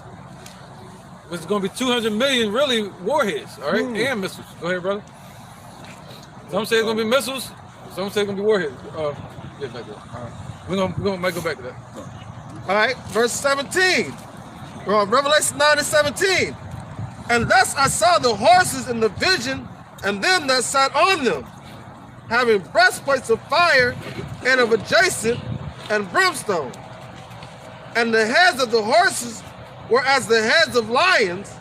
Right, so as the heads of lions, right? And if you look up that word, that's right, man. If you look up that word lion, where is it at? 17. It's 17? Okay, yeah, the mouth. There you go. So yeah, if you look up a lion, what does a lion do? They bite with their mouth. Their power is in their head. Just like that's what you call what? A nuclear warhead. All right? Y'all go ahead. And it says, and out of their mouth issue fire. All right? Go ahead, read it. All right. It said, and whereas the heads of lions, and out of their mouth issued fire. See that? So out of their mouth, out of their front part issue fire. Mind you, before we were reading about out of their mouth and out of their tail, they were stinging people like scorpions. But now they're in advanced. What's that, Isaiah? Let's get that now. Isaiah? 95. Huh? 95. Yeah, 95? I got that. Go ahead, brother. Damn, why it sound like you was over here? I'm looking at you like. This is Isaiah 95. Yep. For every battle of warrior is with confused noise. Right, so no, go ahead. And garments rolled in blood. Right, so all the battles on this earth were fought. That's how they would be fought, with sticks and rocks and stones and swords. All right, the ancient battles. And that's why Putin said that. He said if there's ever a nuclear war, the next World War IV would be fought with sticks and stones. Right? It would have to go back to that, because everything would be destroyed. The people too. So he said what? The garments before, they were fought like 300, or like Braveheart, swords and garments up close, stabbing each other, garments rolled in blood, right? But now, like we always say, they fight in the coward's war. They shoot at trajectories, shooting from country to country. Demonization, espionage, sabotage, hacking, geopolitics, drone attacks. They got all kinds of stuff now. EMPs, 5G. Go ahead, brother. Health, right? I can't say that, but I want to say that. I know, that's why I say health. That's like warfare. Yeah. Go ahead, brother. I still said it. But they shall be with burning in fuel of fire. So this battle right here is going to be with burning. He didn't say battle, but he said this shall be with burning and fuel of fire. All right, it's going to melt them, man. It's going to turn this place to a lava pit. All right, can you finish that in Joel 2 real quick? Start from top. It's Joel chapter 2, verse 1. Blow ye the trumpet in Zion and sound an alarm in my holy mountain. Right, so the government of Israel, the elect. That's the government, the tabernacle of David that the Lord is raising up in the spirit through edification, as we spoke of in the beginning. Go ahead. So speak in their ears the words of prophecy. Let all the inhabitants of the land tremble. Right, so all the inhabitants of this place should be trembling. Do they look like they trembling? No. These people ain't trembling. They're not scared of the Lord's judgment. They saw what happened to ancient Egypt. They saw what happened to Sodom and Gomorrah.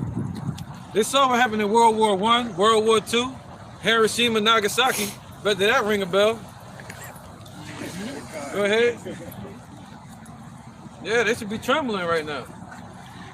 You say, let all the inhabitants of the land tremble, for the day of the Lord cometh, for it is nigh at hand. Right, so they should be trembling because the day of the Lord, Yahweh Ba'Shem Yahushua, the God of Abraham, Isaac, and Jacob, that day is coming. And what day is that? Malachi 4:1. I need that chapter 4, Babaka Shah. I got it right here. My man, let's get it. What day is that? What day is coming? Let's get it.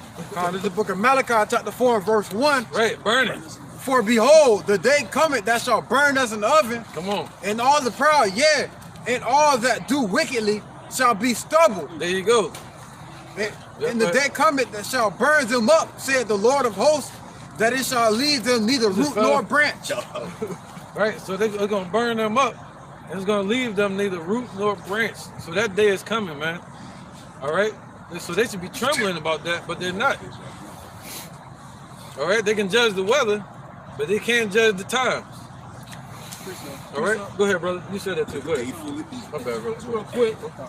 This is Amos 3:6. It says, shall a trumpet be blown in the city, and the people not be afraid? Shall there be evil in the city, and the Lord have not done it? So Khan, Yahweh Ba'Shem Yahushua is the one who does these things.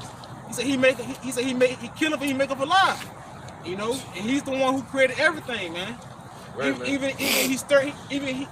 Even them are the ones that are stirring up this jealousy from all these different nations. Right, so what do you say? Sound the alarm in the holy mountain, right? So that alarm being sounded right now, what? He said alarm of war, sound of war is in the land? Jeremiah. Right, man. So that sound of war, that alarm of war is being sounded because the Lord said so. He gave the green light to the angels to get it going. All right, to stir up the times. This is Jeremiah chapter 50, verse 22. It says, the sound of battle is in the land. There you go. There go that battle again. And of great destruction. Right. All right. And of great destruction. So there's going to be a battle just like the ancient times, but this one's going to be of destruction. All right. That's right, man. That's it on that. Well, keep going. No, that's some more. He opened up his arm. Keep going. Yeah, man. So he said, the sound of battle, man. So that's the trumpet. And he said, what? Shall the trumpet be blown and the Most High have not done it? The Most High is bringing this on the path. Go ahead, brother. Verse 23 of Jeremiah 50. How is the hammer of the whole earth cut asunder and broken? How is Babylon become a desolation among the nations? Right, because the scriptures say the Lord's word is like a hammer. And his hammer is going to break their hammer.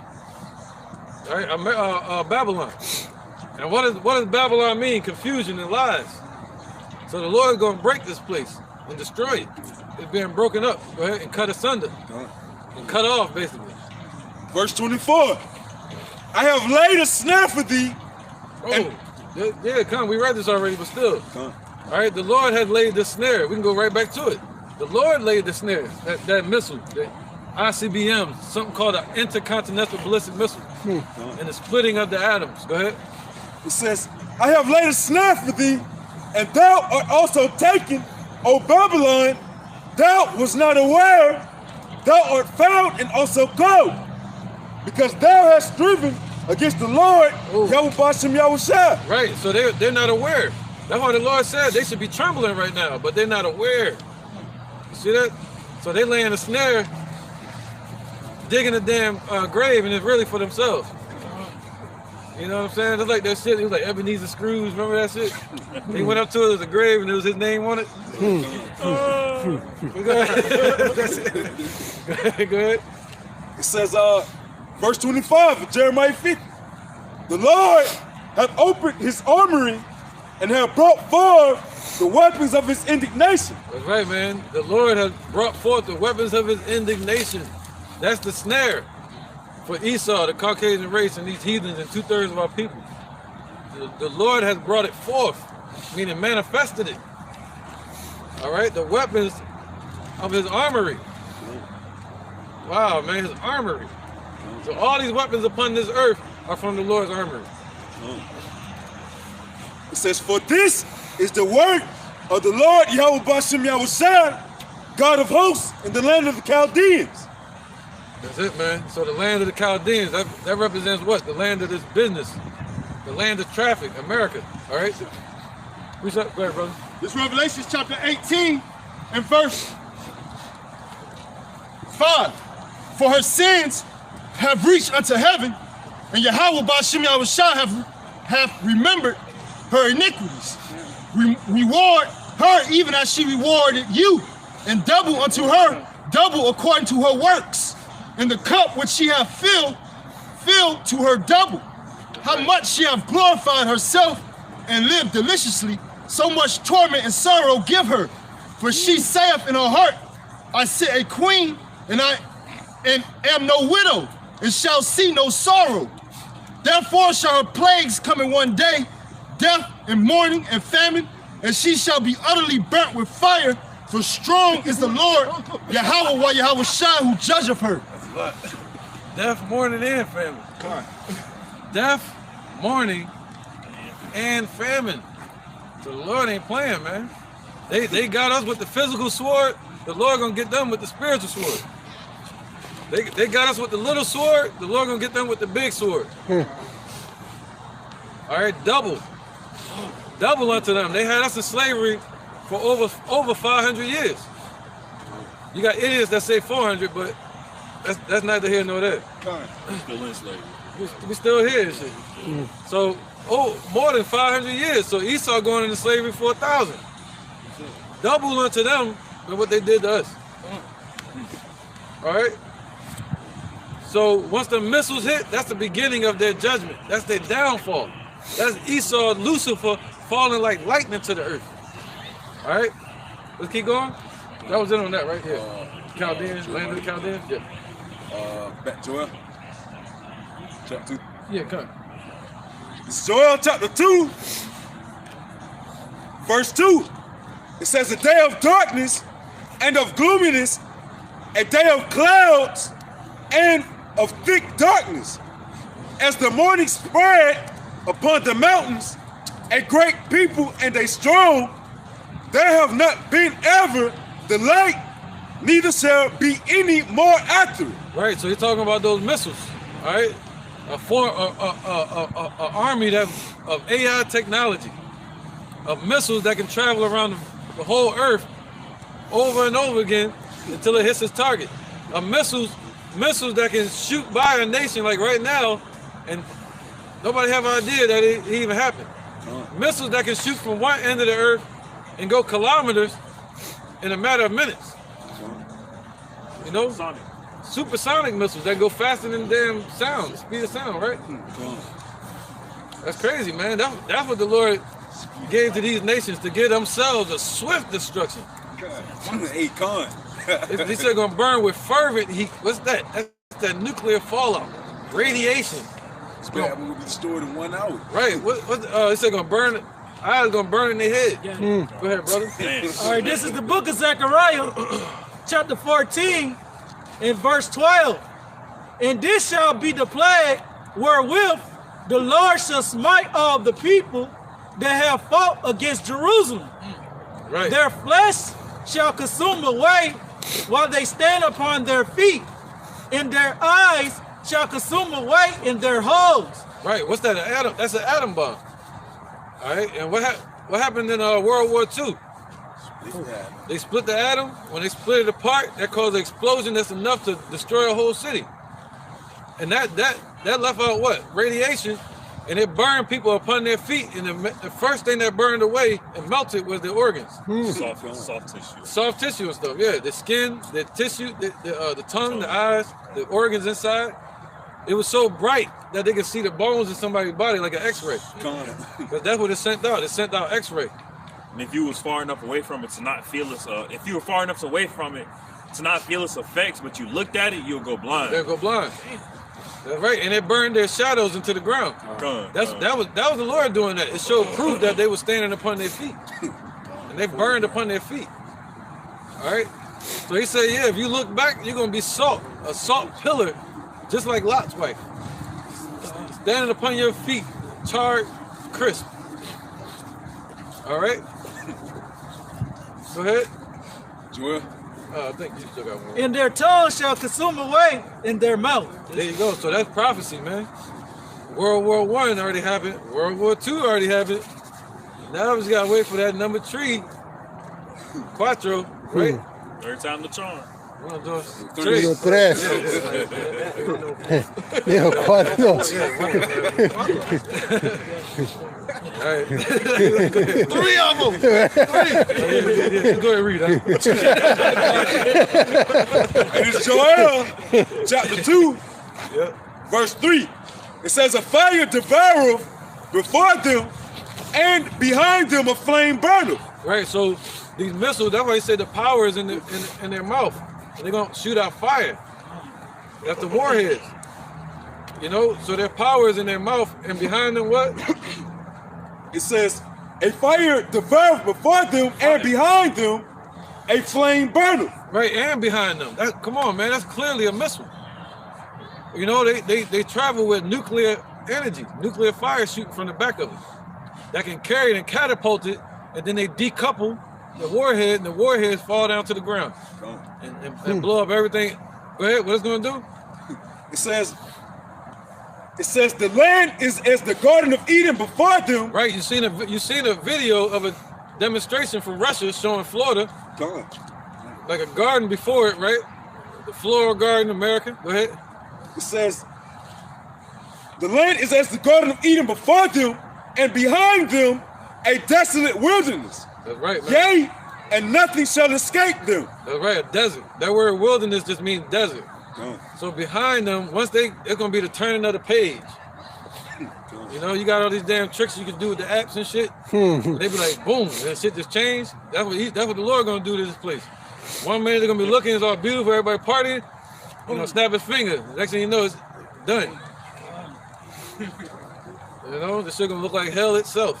It's gonna look like it. Verse 4, the appearance of them is as the appearance of horses. Right, because we know this is hell, but, you know, they still got it beautified. You know, they got yachts and beautiful ass hotels and mansions and shit.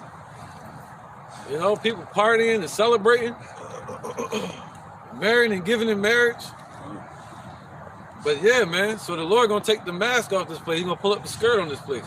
Go ahead, brother, and show the shame of it. Joel chapter 2, verse 4. The appearance of them is as the appearance of horses, and as horsemen, so shall they run. Right, so they're gonna be controlled, and they're gonna march right to their damn orders. They're gonna march right to their destination. And the Lord said when they get shot, they're not gonna miss. Like the noise of chariots. Right, so the Lord even said he's gonna put his spirit in the fire. Verse 5.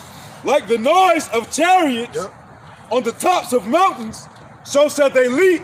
Like the noise of a flame of fire that devoureth the stubble as a strong people set in battle array. Come, man. Yep. So yeah, they're gonna destroy their armies. And then you got go ahead, keep going. It's fucking cold, freezing my damn brain up. Verse 6, Joel 2. Yep. Before their face, the people shall be much pain. All faces shall gather blackness. Oh, yep. Nuclear fallout. They're gonna get burnt. You know, they're gonna see the missiles, and it's like a shadow gonna come over them. It's gonna be so damn huge. You know, our arrows shall blot out the sun. The Parthian shot. Like the Parthian shot, yeah. Verse 7. It says, they shall run like mighty men. They shall climb the wall like men of war. Right, so Russia said they got something called the invincible missile, the Vanguard. And that missile is nuclear powered now, and they got AI technology controlled by the satellites. And now that missile can go all around the world and not hit anything until it hit its target. So they can fly low. They don't have to go outside the Earth. You know, they don't have to go outside the Earth and come back in. They can just go from continent to continent and then zoom all through this joint. Hey, Con, and if I may, hey, that missile too is just like a race car, man. It's controlled by a damn joystick, pretty much, man. It can go past any defensive system. So you got your what is called metal domes, whatever the case may be. Once that missile coming, y'all shoot that bitch go. You gonna think it's a plane or something, man. You're not gonna be able to touch it, you know. Real quick, we buck a shot. And it's gonna also be like getting attacked by a fleet of hornets. You know how those hornets chase you until they get their target? And that's just how those missiles gonna be, man. They gonna hit their mark. Just like the Lord brought, like the Lord brought them hornets on them Canaanites. Precept. Yep. Go ahead, brother. This is Amos 5 and 18. It says, "Woe to you that desire the day of the Lord. To what end is it for you? The day of the Lord is darkness and not light." And so that day of darkness is coming, man. And it's not gonna be no good times, man. It's gonna be some bad times, man. Some evil times, man. All right, World War III. That's right, man. So we're showing prophecy in the scriptures of one woe, the second woe going into the third woe, man. All right, you should have faith that these things are going to come to pass, man. The Lord already brought. He said, when you see part of these signs pass, we already seen them pass. You know, we can watch videos on World War I and World War II. All right, go ahead, precept. Gabar. This is the book of Isaiah, chapter 47, verse 3. Yep. Thy nakedness shall be uncovered, yeah, thy shame shall be seen. I will take vengeance, I will not meet thee as a man. Right, so that's the Lord showing up. The Lord gonna take his vengeance. And when he say he's not gonna meet him as a man, meaning he's not gonna show up to talk. He's showing up with what? He's gonna destroy him with the brightness of his coming. You know, the word of his mouth, because we already speaking. That's the word of his mouth, consuming them. And he's gonna destroy him with the brightness of his arrival. All right, and either way, he coming in spiritual form, man, with all that power and glory. All right, like a conquering lion. You see that? All right, let's keep going, man. Go ahead, Tony. It's the book of Ezekiel 2 and 9.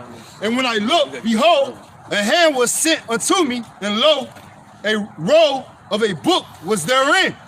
And he spread it before me, and it was written within and without. And there was written therein lamentations, mournings, and woe. There you go, man. Woo! Come on with it. Lamentation, the crying out of our people and suffering, and the cries that these heathens gonna have. He said the mournings of us mourning for Yahushua, of these nations that's gonna be mourning, right? And woe, destruction. World War III. And it's written in the scriptures, man. That's the only place you can find it. You can't go to the Quran and find it. They're gonna tell you how to iron your clothes better. You can't go to the keeping knee gas. They're gonna tell you how to be dreadful. You can't go to the Christians. They're gonna teach you how to dance and pass out at the pulpit. Emotional, euphoric, state. Quagmire. Prep talk. Yeah, good at prep talk. You know. So yeah. So let's get back to Revelation 9. No, you got a precept. Come. Yeah. You have one too, right? Joel 2. Still more. Yeah, it is, right? Yeah. Maybe we could do Revelation 9 and we go back and forth. All right, go ahead. It's Luke chapter 17, verse 26. And as it was in the days of Noah, so shall it be in those days of the Son of Man. They did eat, they drank, they married wives, they were given into marriage until the day that Noah entered into the ark, and the flood came and destroyed them all. And that's how it's gonna be here in America. Like the elder was saying, how those people they weren't trembling at all. They were just on their phone, you know, shit, just chilling. And that's how it's gonna be. Hey, may I add on to that, all right? Because hey, they were like possible Moabites or Ammonites, and over there in China, they already got their system set up according to their New World Order. And if you see those so-called Chinese Moab over here in Americas, that's because they're basically applying to their new system, because they have to have good credit and they have to be like good in behavior and all that to even travel over to the Americas. So that shows that delusion state that they're in. They're basically just robots, man. And that's what the Lord is doing to the people here. Being China, being that precursor of that system being set up that they trying to set up over here in America. All right, the Lord rocking you people to sleep, man. Right. That's why he called Moab, the Chinese. The Lord called them his wash pot. Well, he said over Edom shall he cast his shoe. But he said the Moabites, the Chinese, they just a wash pot. What do you do with a wash pot in a royal setting? A wash pot is the lowest degree of something that's used, a utensil. And it gathers all the filth. It becomes filthy. So that's why you know about them. People know not to eat in their restaurants and stuff like that. You know, they were the original inventor of the rat, cat, dog. You know, the meal. The scriptures speak on how they spoil when they haven't been emptied from vessel to vessel, like generation to generation. Just like Esau tried to heap on to him all things and pass it on to his generations behind him. All right, that's just like Moab, man. What do you say? You say, trust not thy enemy, right? And you trust not the enemy, you'll see that their wickedness is not wiped away. Just like the Moabites, that hatred and that abominable culture that they have is still with them. They still worshiping Molech. They still on that atheism shit. You know? All right, so yeah, man, they the ones saying you can't even populate. Right. They said one child per house, one heartbeat a house per room. If you get a girl, then you can get it. If you have a girl first, then you can come back and have a boy. Right. Now they're trying to bring that here to America. When you get an apartment, they own that a little bit. One heartbeat per room and all that. All right. So yeah, man. Where was it? Revelation 9. Yeah, Revelation 9. Revelation 9 and 17. And thus I saw the horses in the vision, and them that sat on them, having breastplates of fire, and of jacinth and brimstone, and the heads of the horses were as the heads of lions, and out of their mouth issued fire, and smoke, and brimstone. By these three was the third part of men killed by the fire. Right, the third part of men represent wicked. All right, by these were the wicked destroyed. All right. By these were the third part of man killed. Right. They should say red dirt. Oh shit. By the fire, by the smoke, and by the brimstone which issued out of their mouth. Right, man. See, yep. What does the word Esau mean? Red. Go ahead, brother. Verse 19. That's Edom. Esau means wasted away. For their power is in their mouth and in their tails. Right. So the power is in their mouth and in their tails, man. That's a missile. They're gonna be able to be shot from one country to the next. For their tails were like unto serpents, and had heads, and with them they do hurt. Right. So their tail was like serpents, meaning like that. It's shooting like this through the air. And then what's that? What's that? You said in the mouth, right? If you look at that word mouth, it means what? The edge of a weapon. All right. So their power is in their mouth. If you look at, we don't have to get it, but if we do, it's gonna say what? The edge of a sharp edge of a weapon. All right. And that make you picture the edge of that missile.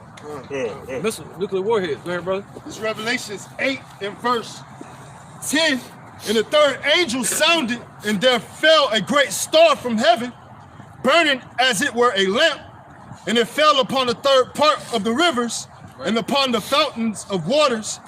And the name of the star is called Wormwood, and the third part of the waters became wormwood, and many men died of the waters because they were made bitter. That's right, man. So, yep. So that's just it, man. Okay, so that wormwood is the what? The Icbm'S. And if you look at them, when they shoot the missiles in the sky at night, they look like stars. You know, yeah, they look like stars shooting across. Imagine John the Revelator seeing this in the ancient times.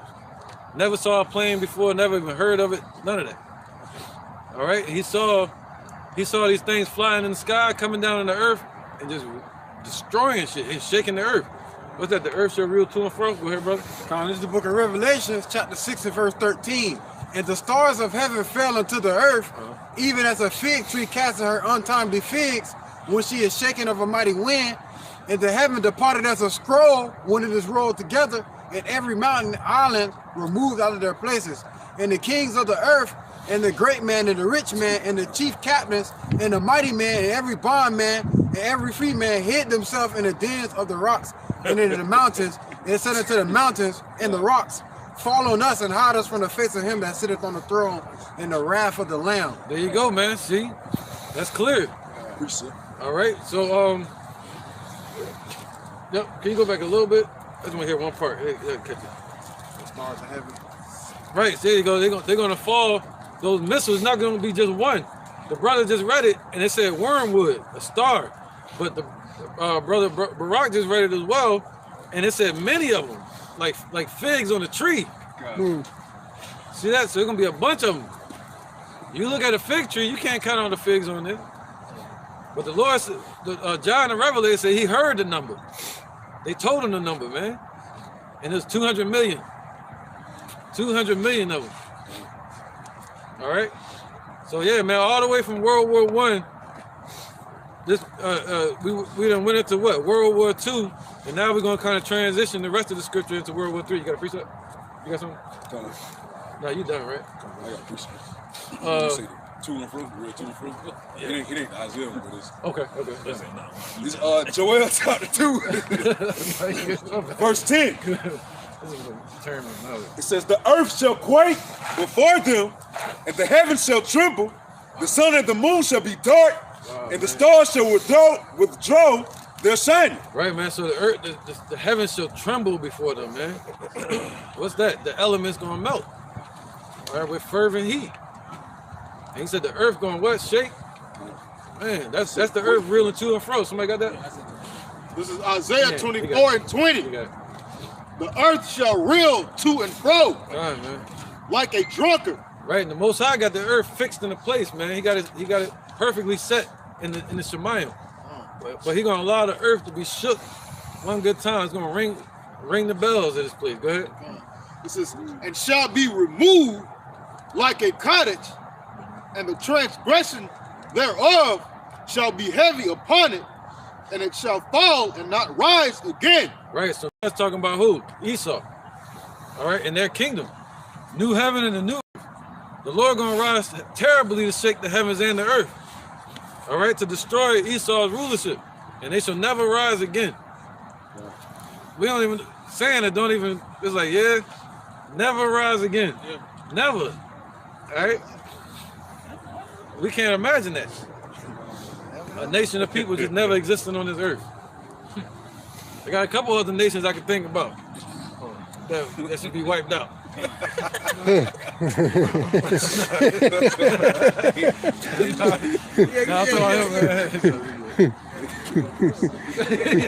Come here. All right, yeah, man, I mean, just backwards. That's how they say come here and shit. Got you going like, yeah. You know, so where we at? I still got 2 more verses in Revelation. Revelation 9? Yeah.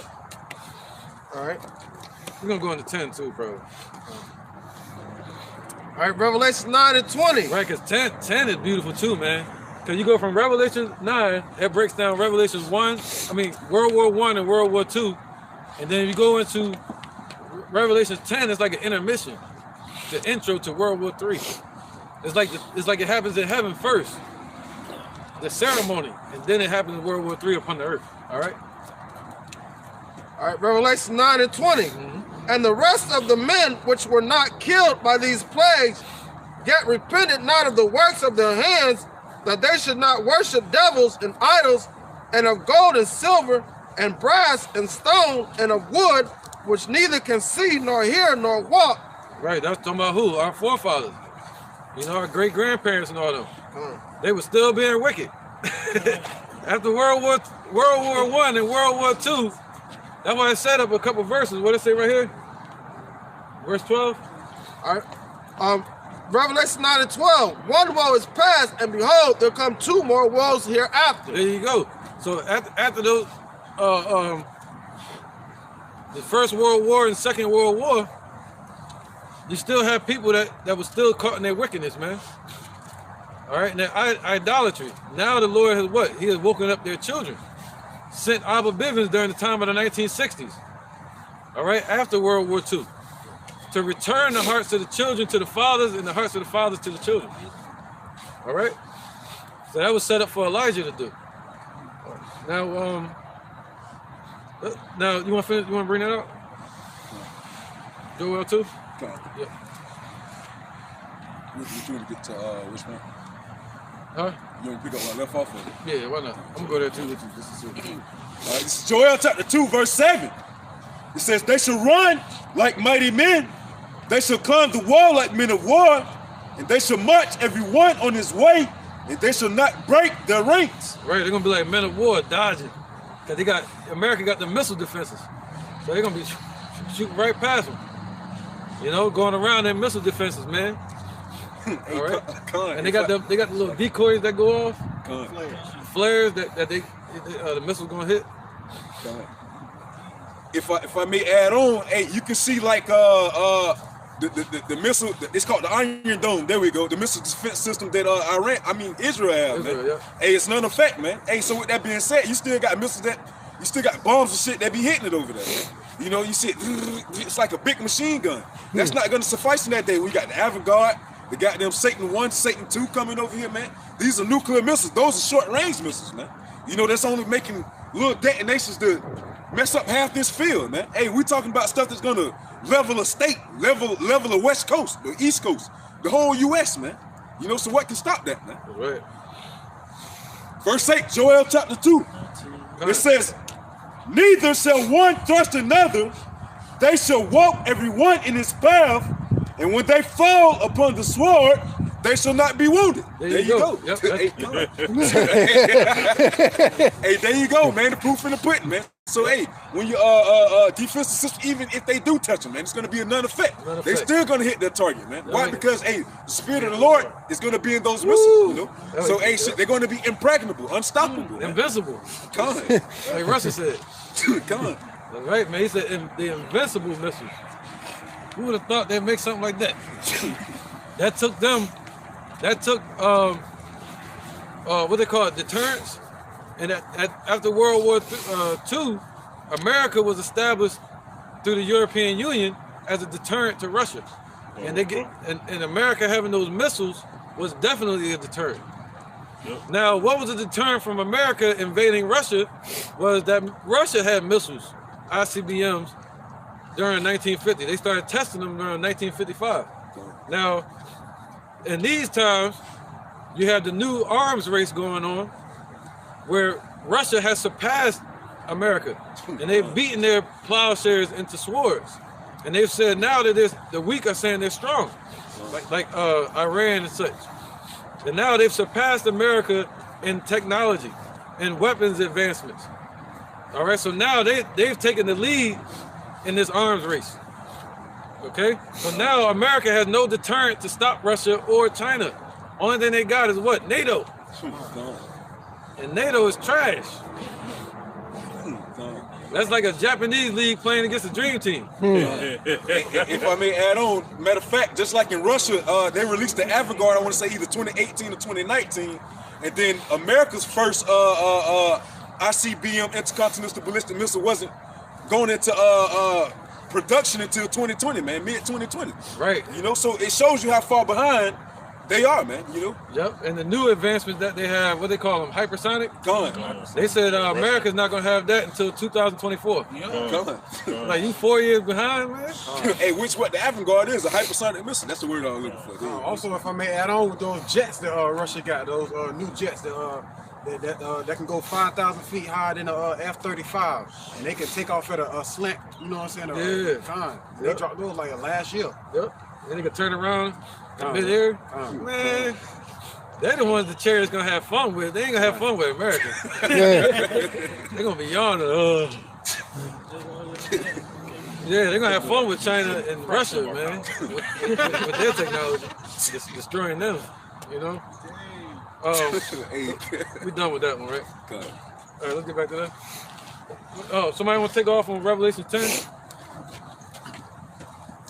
Let's go into this now. Yeah, I guess we're transitioning. We're going into Revelation 10 now.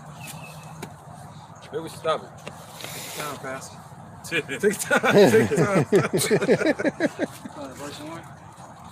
Huh? Revelation 10, verse 1. Yeah, it's just like an intermission, man. And you'll see. This is something that happened in the heavens. All right, this is the book of Revelations, chapter 10, starting at verse 1. Right.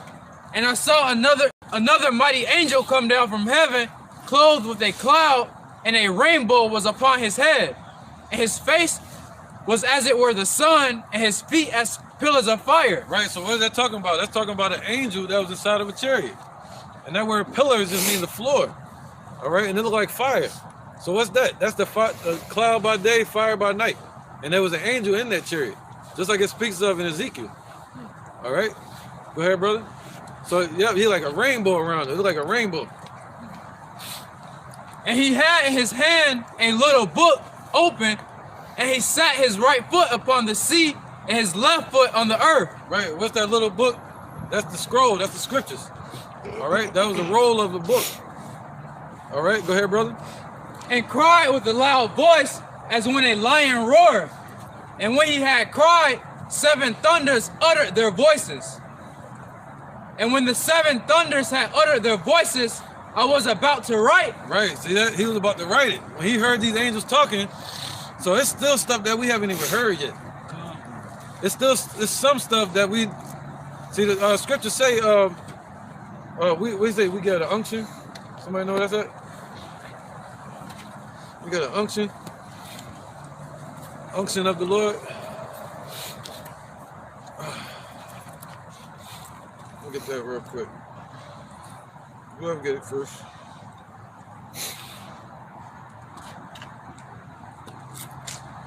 First John 2:20. Come on, brother.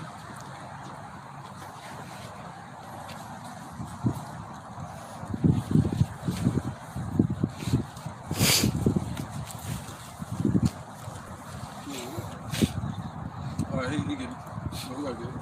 He said 2 shit.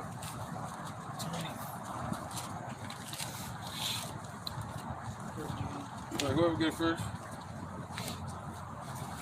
This is the book of 1 John chapter 2 and verse 20. But ye have an unction from the Holy One, and ye know all things. I have not written unto you because ye know not the truth, but because ye know it, and that no lie is of the truth. Right, so we know everything according to the Lord's will. All right, according to the prophecy. That's why he said the Spirit of the Lord is the Spirit of prophecy, and according to our salvation. But we don't need to know everything. He's going to tell us everything in the kingdom. John 15:15. All right, so we know everything according to our salvation that we need to know. All right, so he's not, what's that, seek out not things too high for thee? 15:15. Yep, John 15:15. Yep. This is St. John chapter 15, verse 15. Yep, seek out not things too high for thee or something. It says, henceforth I call you not servants. Right, so the Lord said soon we're not going to be servants anymore, just servants. What are we called? Friends. Right, he said he's going to call us friends, which was his brothers, which makes us kings and inheritance of a kingdom. All right, having heirs. What's that? Galatians 4:1 by Bakusha. Yeah, real quick. Oh, yeah.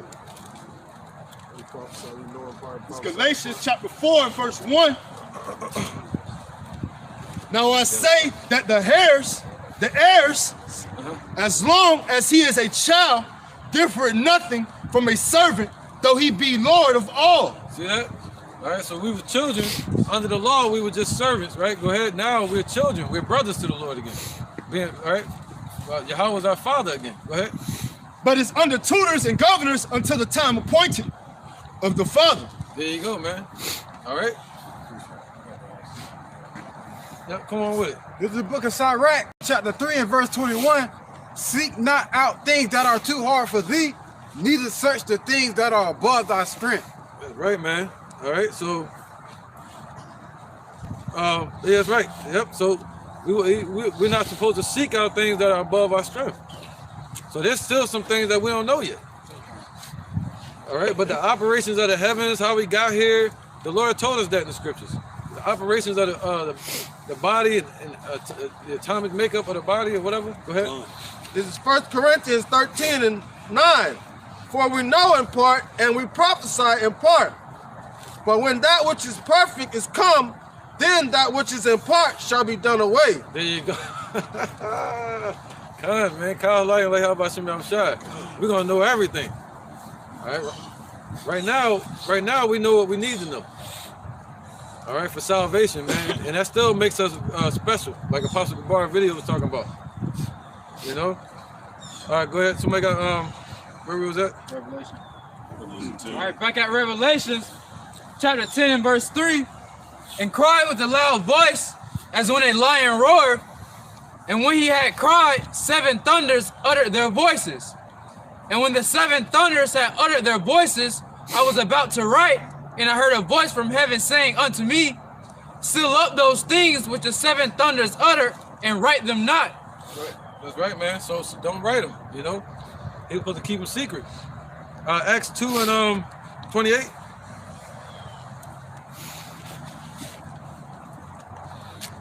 Right, man. Wait. 28. Yep, 2 and 28. All right, because the Lord made known to us everything we need to know according to what? Life.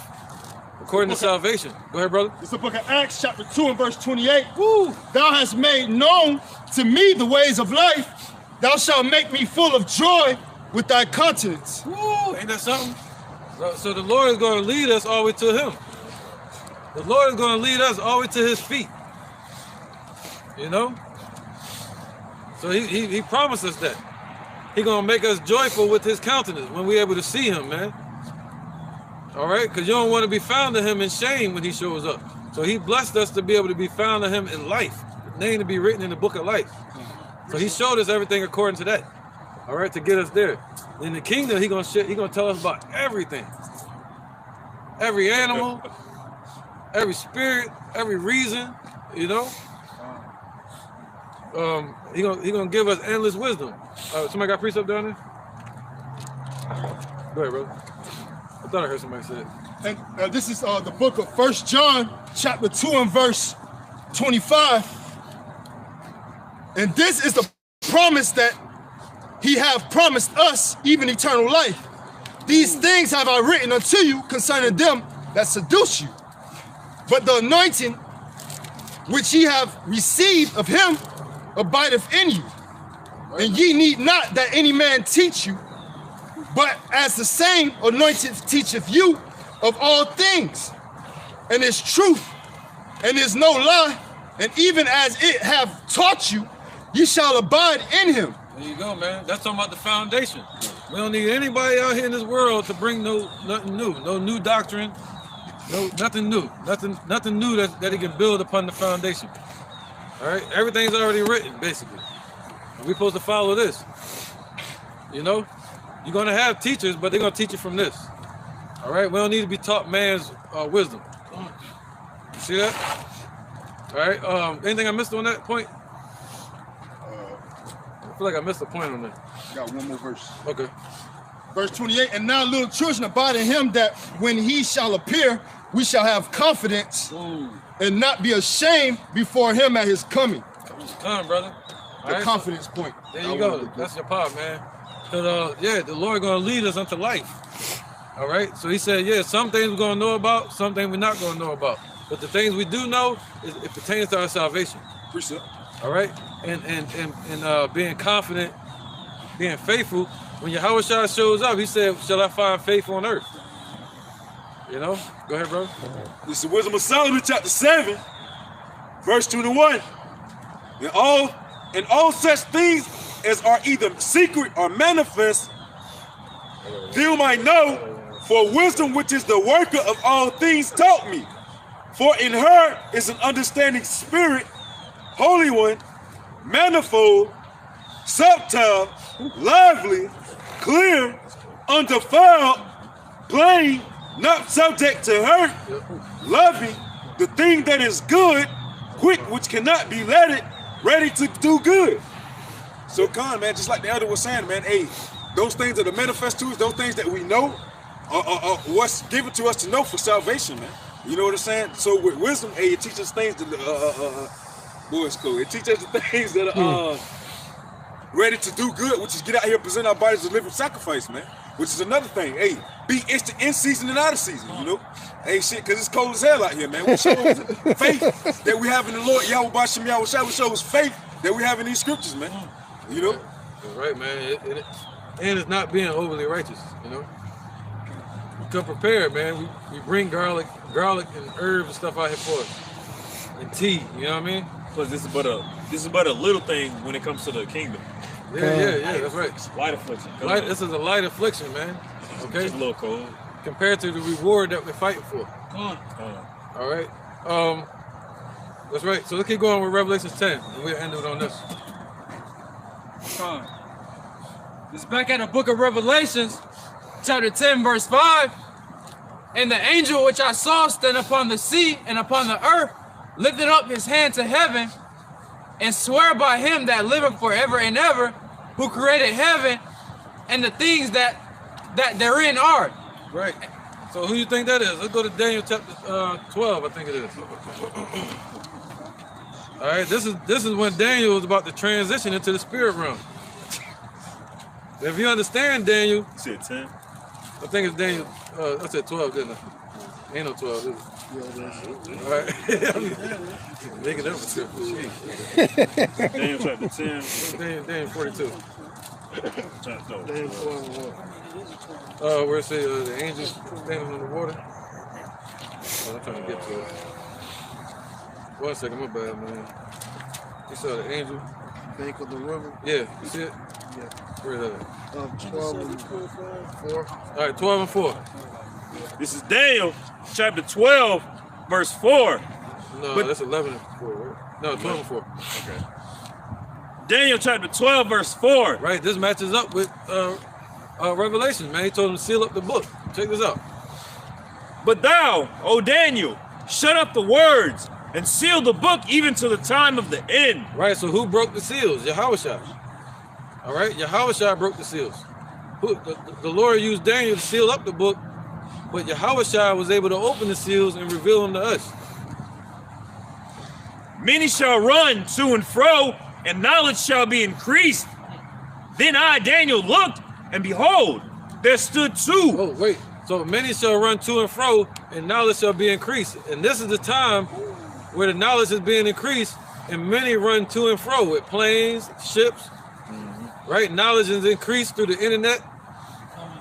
All right, and he said in that time, that's when the seals are going to be broken and open again. All right, so seal up the book until the time of the end, and that's right now. Okay, we're reading about one of the seals, which was World War I and World War II.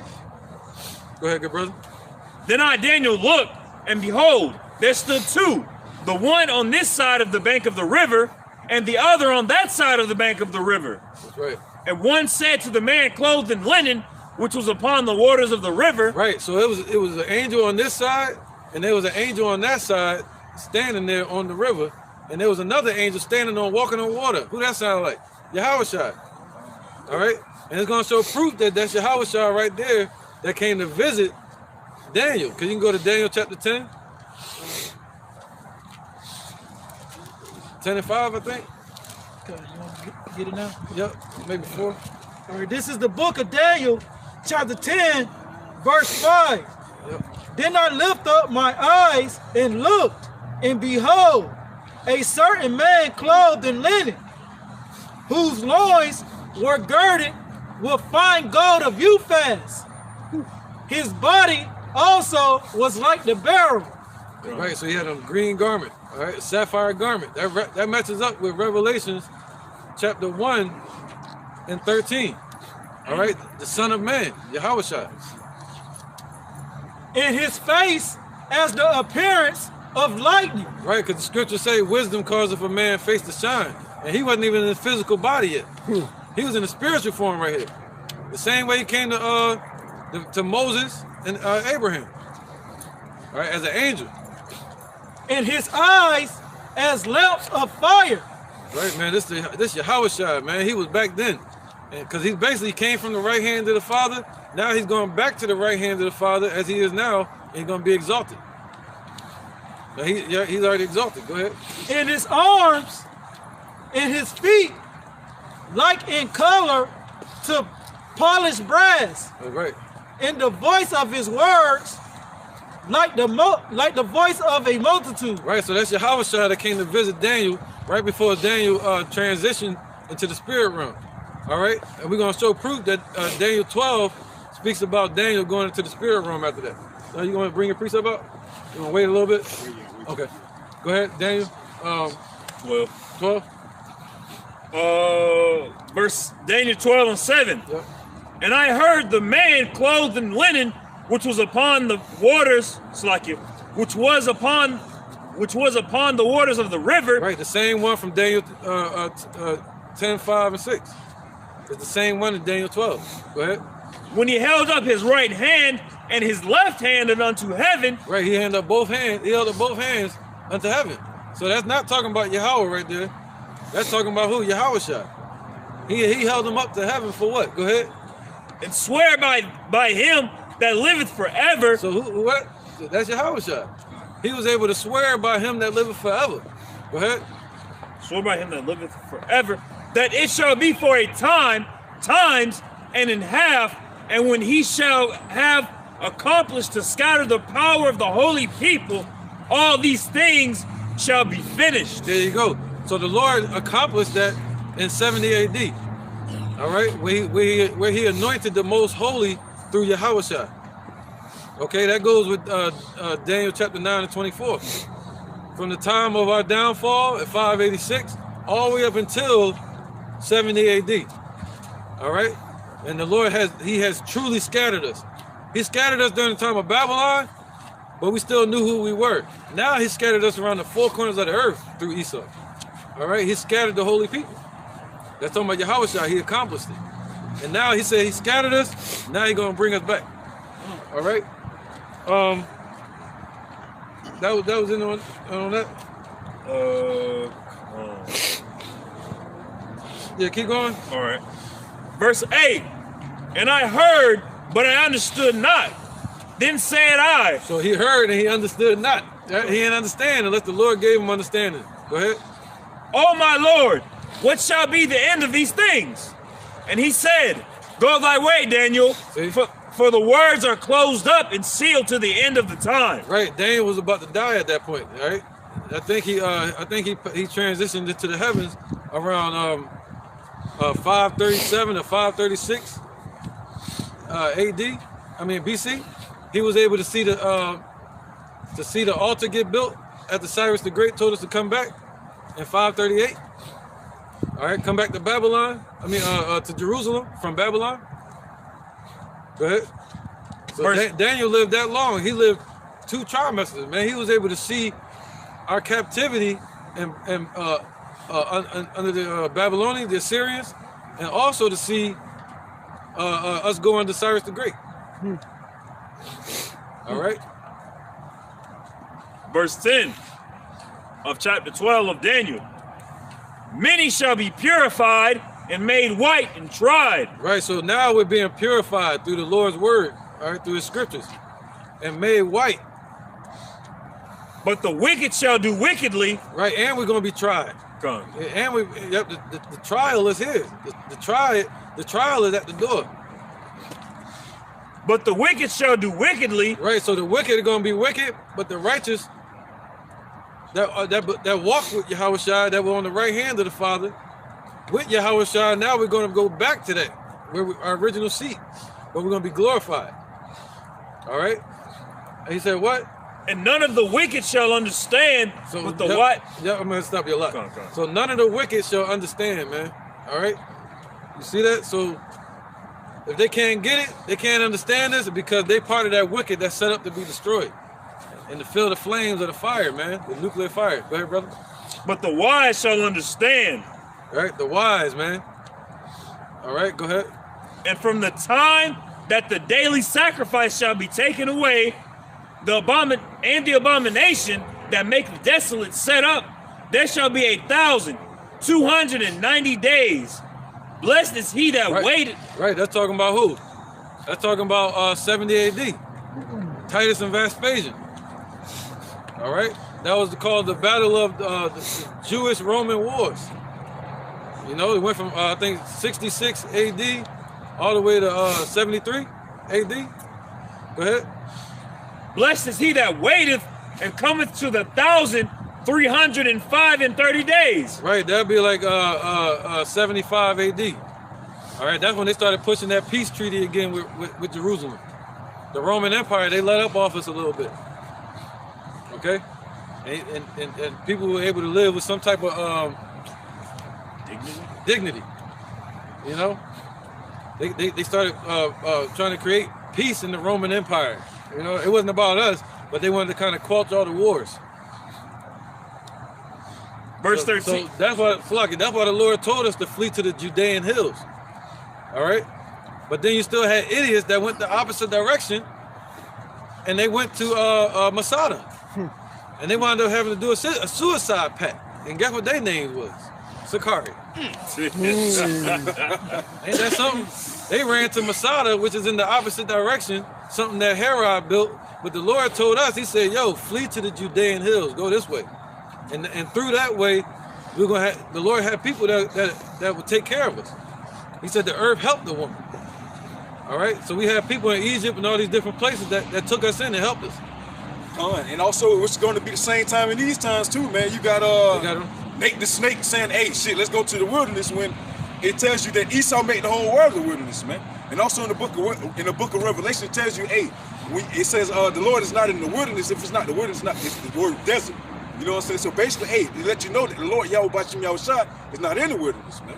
You got Proverbs 18:10 that says the name of the Lord is a strong tower. The righteous runneth into it and is safe, man. Which differentiates the righteous from the wicked, man.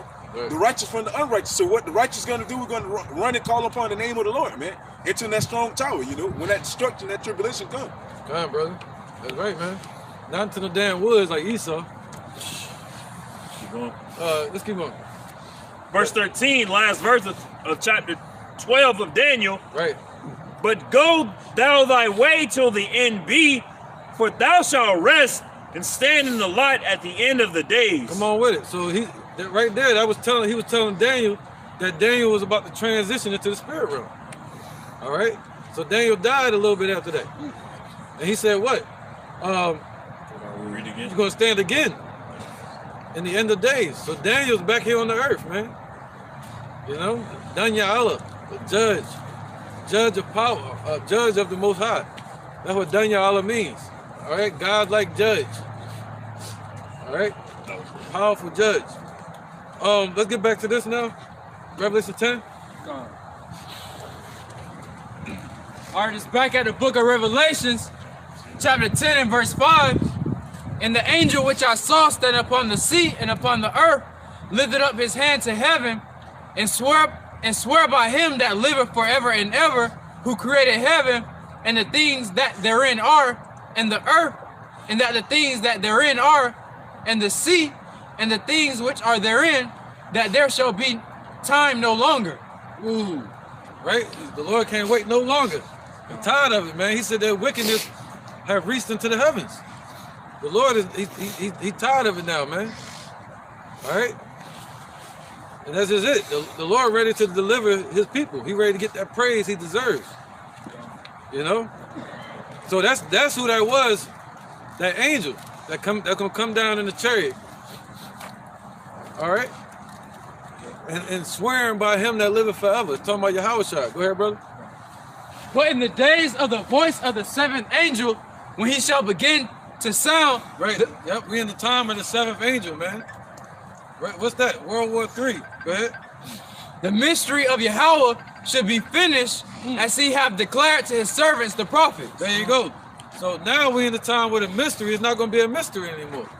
We seen World War I. We seen World War II. They thought that was it. Now it's going to be World War III. And all this prophecy is going to be finished. Even the MOTB. And the elect are going to be shown. He said, then shall you know who are my chosen. All right, that's the end of the race. You know, the finish line, like right there at that point. You got a wall of fire to get through, but the finish line gonna be right there. All right, and that's the chariots. He said the elect shall scarcely be saved, man. All right, he's gonna pull the elect through the fire. All right, go ahead. Any precepts? Let's run them all real quick. 2nd Ezra chapter 9 and verse 6. It says, I'll start at verse 5. For like as all that is made in the world have a beginning and an end, and the end is manifest. Even so the times also of the highest have made plain beginnings and wonders and powerful works and endings and effects and signs. There you go.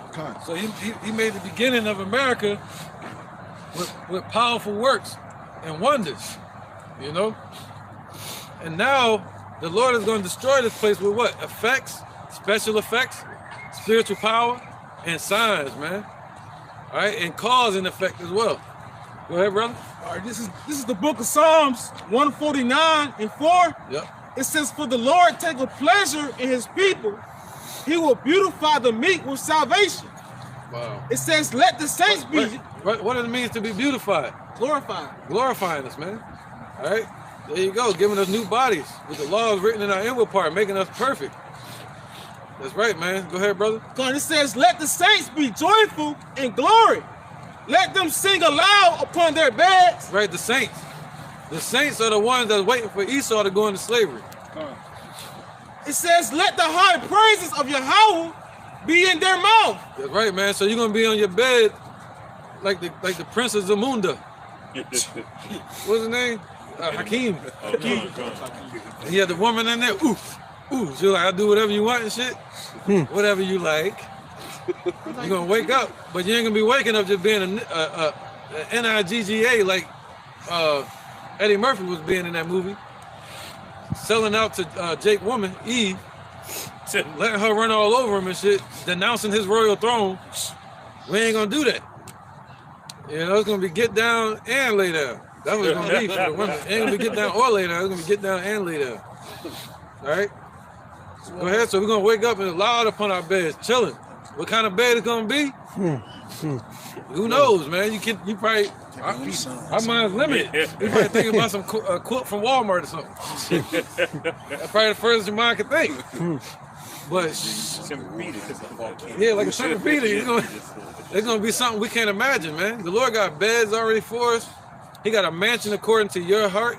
He knows your spirit, what your spirit likes, and was made for it. He got planets that are fit to your liking, man. He said he's gonna make everything more to your liking. All right, let's get it, brother. Hey, yeah. Verse 6. This a little side note, man. Ignore the cold, y'all. Trust me. It says, you'll warm up. It says, let the high praises of Yahweh be in their mouth and a two-edged sword in their hand. Yep, that's right, man. So the high praises of the Lord are gonna be in our mouth. So we ain't gonna have the book no more. We're gonna be the book. We're gonna be the living word. All right? And we're gonna have a sword in our hand. You're gonna have your own sword that you're gonna have with you forever. And your crown. All right, because Yahushua got the same thing. He said he's gonna show up with a two-edged sword in his hand. He got the top sword, Shogun. It says to execute vengeance upon the heathen and punish. Because he said we're gonna. He said now shall begin the torments wherewith they shall begin to be tormented, which is like unto fire. You see that? And we're gonna be that fire. The Lord gonna use the men of the Lord in the kingdom to execute his judgments on a daily basis. Hey, so-and-so need about 10 slices today. Lashings, give them some, get them whips, get your golden staff. I want you to break this side of his skull. You know, and leave him like that. Like a maimed dog and shit. Go ahead. Like a roe that no man taketh up. You know, like a deer that got mangled by a lion and just running with one leg. Go ahead, brother. God, it says to execute vengeance upon the heathen and punishments upon the people, to bind their kings with chains. Right. Yeah, we're gonna be binding them with chains, man. Think about that. You gotta slow that down in your mind. We're gonna bind their kings with chains. So you gotta think about all their leaders and their kings from the beginning of time. You know? And their nobles with feathers of iron. Yeah, and their nobles with feathers of iron. They're gonna need a double chain on their wicked behind. They're gonna say, nah, we're gonna have to double up. Get them the ball and chain. Cause they might try to break free. The Rothschilds, they slick oil. Go ahead, brother. God, it says to execute upon them the judgment written. No, go ahead. It says this honor have all his saints praise ye the Lord. Right, so the Lord gonna bless us and have mercy on us to execute these judgments upon these nations. Not according to our will, but he said what? We're gonna do according to his anger in the kingdom. And he got a lot of anger. He said he gonna be angry with what's that? War with Amalek? Yep. Somebody grab that? That's Exodus something. Yep. Bigger can whoever can get it. Woo! So he said he always gonna have war with Amalek. You know, he in the scripture say he's angry with the wicked every day. So his anger is like built up. That's right. And the day, 1,000 years is a day to the Lord. 17, 16. So in the kingdom, he ain't gonna vent that anger out real quick. He might say, yo, I'm gonna vent this anger out. It's gonna take me like a day to do it. But to our day, it's like 1,000 years. You say 17 to 16? So Esau got 1,000 years to deal with the Lord's anger. This is Exodus chapter 17 and verse 16. Right, we had to deal with the Lord's anger for 500 years. For he said, because the Lord has sworn that he will have war with Amalek from generation to generation. Woo, ain't that something? The Lord is angry with the wicked every day. And he said he's gonna have war with them. He's even battling them now through the Spirit. Psalm 7. As we speak, literally. Right, so the Lord is going to have war with them from generation to generation, meaning forever. Even in the kingdom, the Lord going to war against them, man. Yeah, I got it. That's right, man. Even when the Lord glorified, he's still going to go to war with them. Like, he ain't going to let up a little bit. He's going to go hard the whole time. This is Psalms chapter 7, verse 10. My defense is of Yahweh, which saveth the upright in heart. Yahweh judges the righteous. Right. You got to be upright in heart. Yeah, we're not perfect in keeping the laws, but you got to be upright in heart, in your lives, in your beliefs. Go ahead. And Yahweh is angry with the wicked every day. That's right, man. So the Lord is angry every day. And even in the kingdom, he going to be angry every day. until Esau's off the damn earth, man. They're utterly consumed, man. If he turn not, he will whet his sword. He has bit his bow and made it ready. He hath also prepared for him the instruments of death, and he ordaineth his arrows against the prosecutors. Persecutors. Right. Oh, so basically that's the judgment for the wicked, man. And he's angry with them every day. So every day that goes by that we sit here and suffer, the suffering that we're going through, he gets more pissed off every day. And the Lord is waiting for the calling, or waiting for him, for the Yahweh to say, go ahead. That's right, man. That's what he's waiting on. Waiting. Hey, if I may add on too, it's like, hey, scripture says surely oppression maketh a wise man mad, man. So, hey, what more by us being oppressed, we can send those prayers up to the Lord. Yahweh Bashem Yahweh Shai is making him angry too as well, man. Why? By seeing us going through this, man. By seeing us going through this hell. By him seeing his friends being put through this captivity that we're in. That's right, man. You know? The persecution. Oh, yeah, there we go. That's the word I was looking for. Esau's the persecutor. All right, precept. Go ahead, bro. This is Zephaniah chapter 3, verse 8. Go back to this. Therefore, wait ye upon me, saith the Lord Yahweh, until the day that I rise up to the prey. For my determination is to gather the nations that I will pour, that I may assemble, Salaki, the kingdoms, to pour upon them mine indignation, even all my fierce anger. Wow. For all the earth shall be devoured with the fire of my jealousy. Oh, man. Yep. So the Lord said we gotta wait. So we're gonna wait on him, and once he rises up, that's when the Lord gonna put the screws to, Esau. And he also gonna break these other nations and beat them down to powder as well. That's right, man. And the whole earth is gonna know Yahweh Shai. Right, he said he's gonna rule with a rod of iron. I mean, as strict as Esau was being to us, that's nothing compared to how Yahweh Shai gonna be to them. Go ahead, brother. This Revelation chapter 2 and verse 26. And he that overcometh and keepeth my works unto the end, to him will I give power over the nations. And he shall rule them with a rod of iron, as a vessel of a potter that Salakia. As the vessels of a potter shall they be broken to shivers. Right. That's the same thing the Most High said to Yahushua. Now Yahushua said he's gonna give that same ability to us. Go ahead, brother. Even as I received of my Father, and I will give him the morning star. There you go. That means he's gonna give us himself. He is the morning star. All right, he's gonna give us what? Pure wisdom. All right. He said we prophesy in part, we know in part. But in the kingdom, we're gonna have the morning star.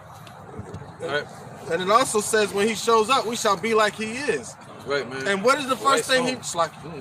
What is the first thing he did when he was resurrected and he showed himself to the apostles? He made known all things to them. From that point. That's right. So when he show up this time, he's gonna make all things known. Everything, things we can't even imagine.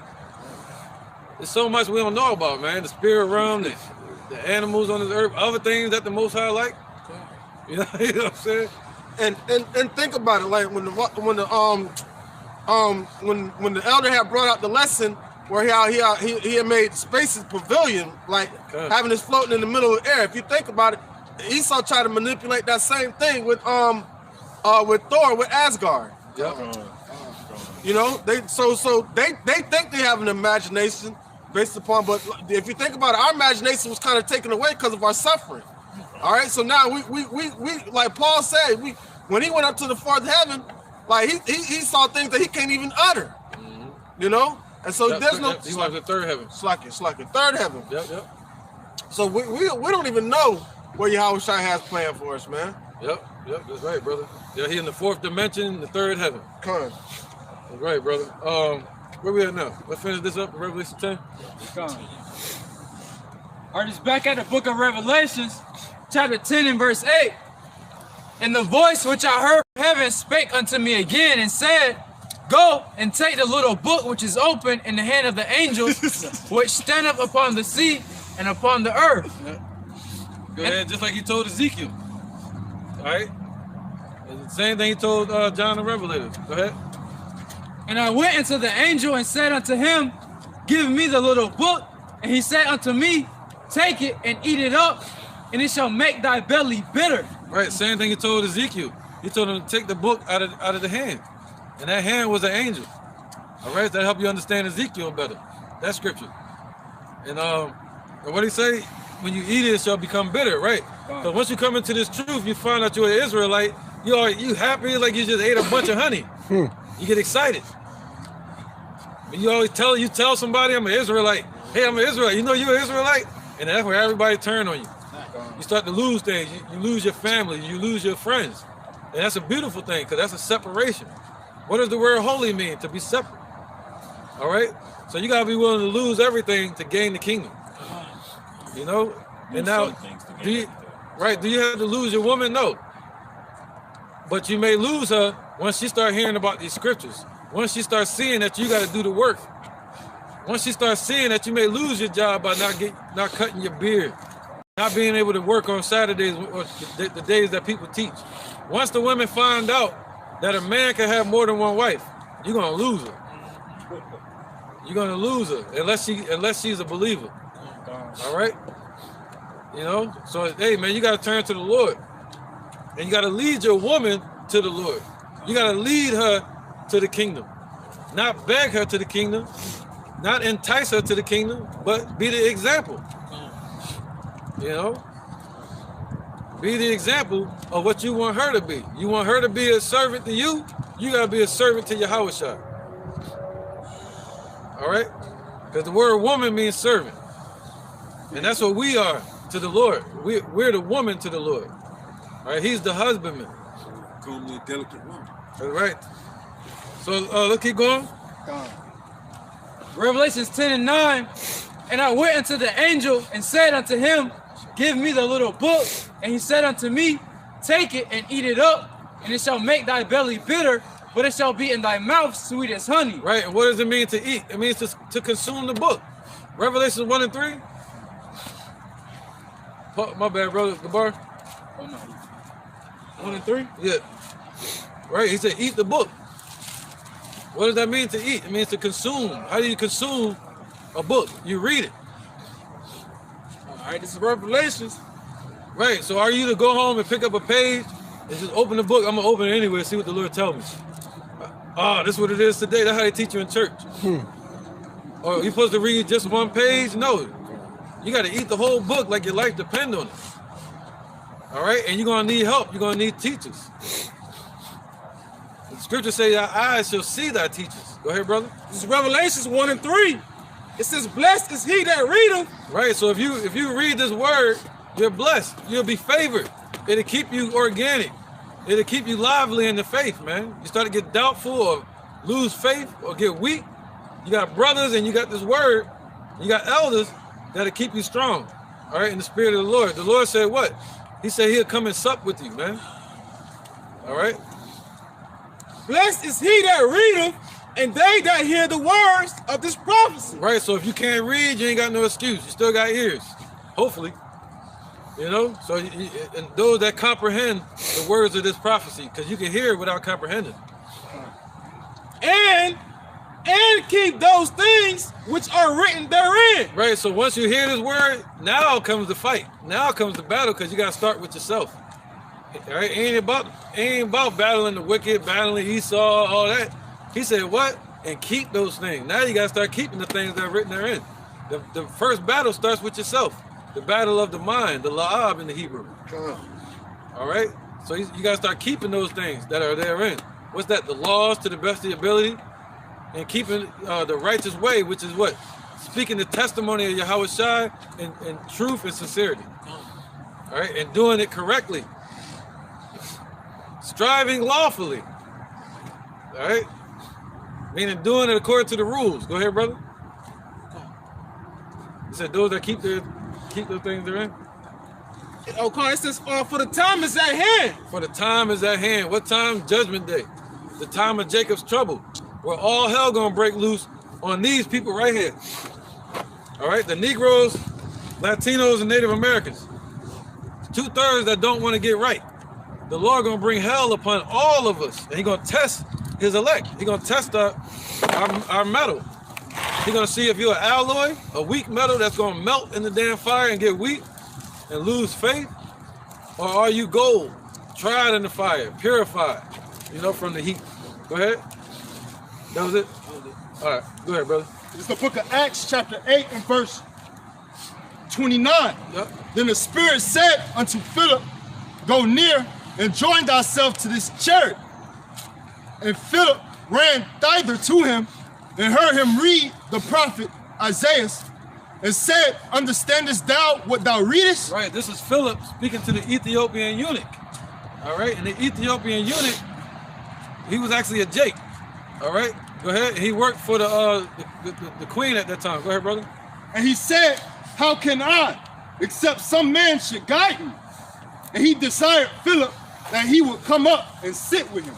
That's right. So he couldn't read the scriptures. He was reading it, but he couldn't understand it. So he needed somebody to guide him in the book. So you can read it front to back. But according to Romans chapter 11, it say, what it say? Let the table be made a snare. Let that table be made a snare, man. All right, and Israel have not obtained that which they're looking for, but the election have obtained it. They found the truth and they understand it. So you got jakes out there that want to go about it their own way. Yep. All right, they wear fringes at your job. Yeah, all right, but they got bald fades, haircuts, lineups. That's not the way. That's not the way the scriptures say it. All right, so ultimately you don't want to go off your own vain opinion. You want to go off of what's been structured, man, set up by the way of Yahweh Bashim Yahweh Shai. Start with the elders and apostles, man. Hey, scripture say learn from learned men, man. You know, so the foundation was set before you, so you go to those that reached the water before you did, man. That's right, brother. All right, what do you say, try to come up some other way? Yeah, try to come up some other way. You gotta go through the straight gate. There you go, brother. You gotta go through the straight gate. And the word straight means affliction. You come out here and do this work, and you try to keep the laws to the best of your ability. On the holidays here, whether you had Christmas, which is wicked. The Lord was really born in springtime.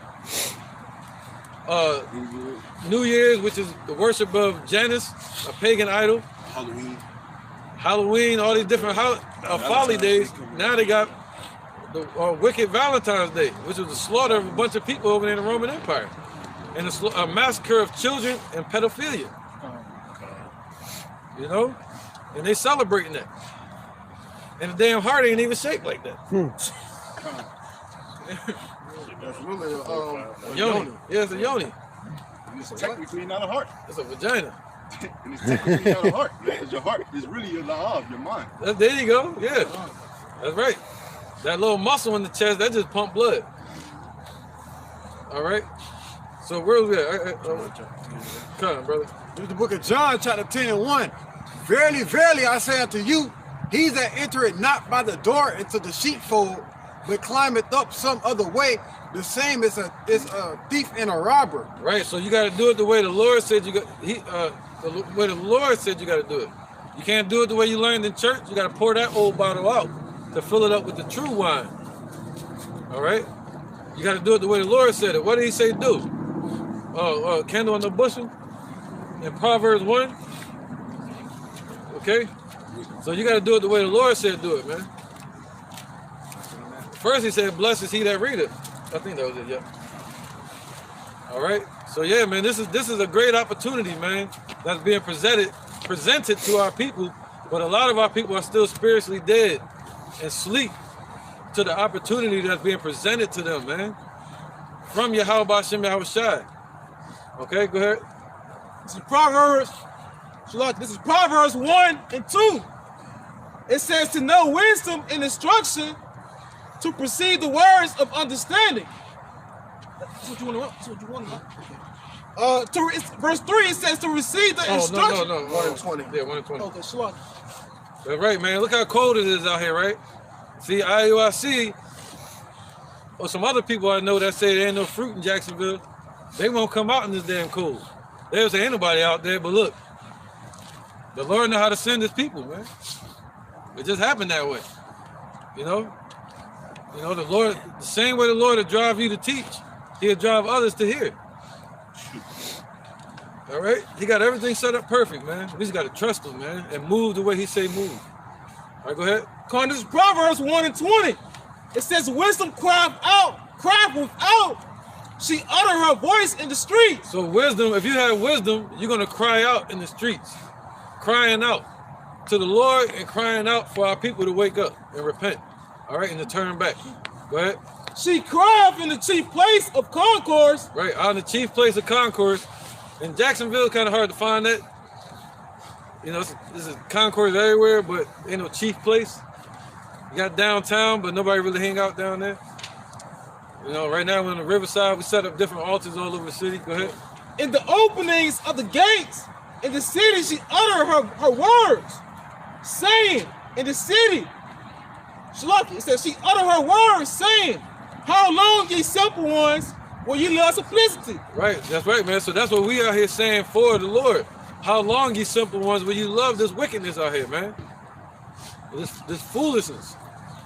And the scorners, the light in their scorning. Right, they love this worldly wisdom, and they love to scorn and talk, you know, shit. Excuse my language. Right? It says, and fools hate knowledge. Right, fools hate the knowledge, man. That's why you got people like Locusts out there. You have to know who he is by now. Sinetta. That's his name, Locusts. I'm gonna keep saying that till it become, you know. Locusts. That's the Hebrew word for scorner. All right, that's what Sinetta is. And they hate the knowledge of the Lord. That's why they are destroyed. Go ahead. Verse 23, it says, turn you at my reproof. That's right. This is talking to us. He told us to turn. Behold, I will pour out my spirit unto you. Right, so the Lord is going to pour out His spirit unto us. You know, not to them. And it says, I will make Anything, say just a name like who? It says, I will make known my words unto you. That's right, man. So we're thankful that the Lord is making known His words unto the people. All right, keep going. Oh, no, that's it on that. Precept. Go ahead, brother. Let me get Revelation 10 after this, and we'll finish it up. It's the book of 1 Corinthians, chapter 1 and verse 20. Where's the wise? Where's the scribe? Where's the disputer of this world? Hath not Yahweh Ba'ashem Yahushua made foolish the wisdom of this world?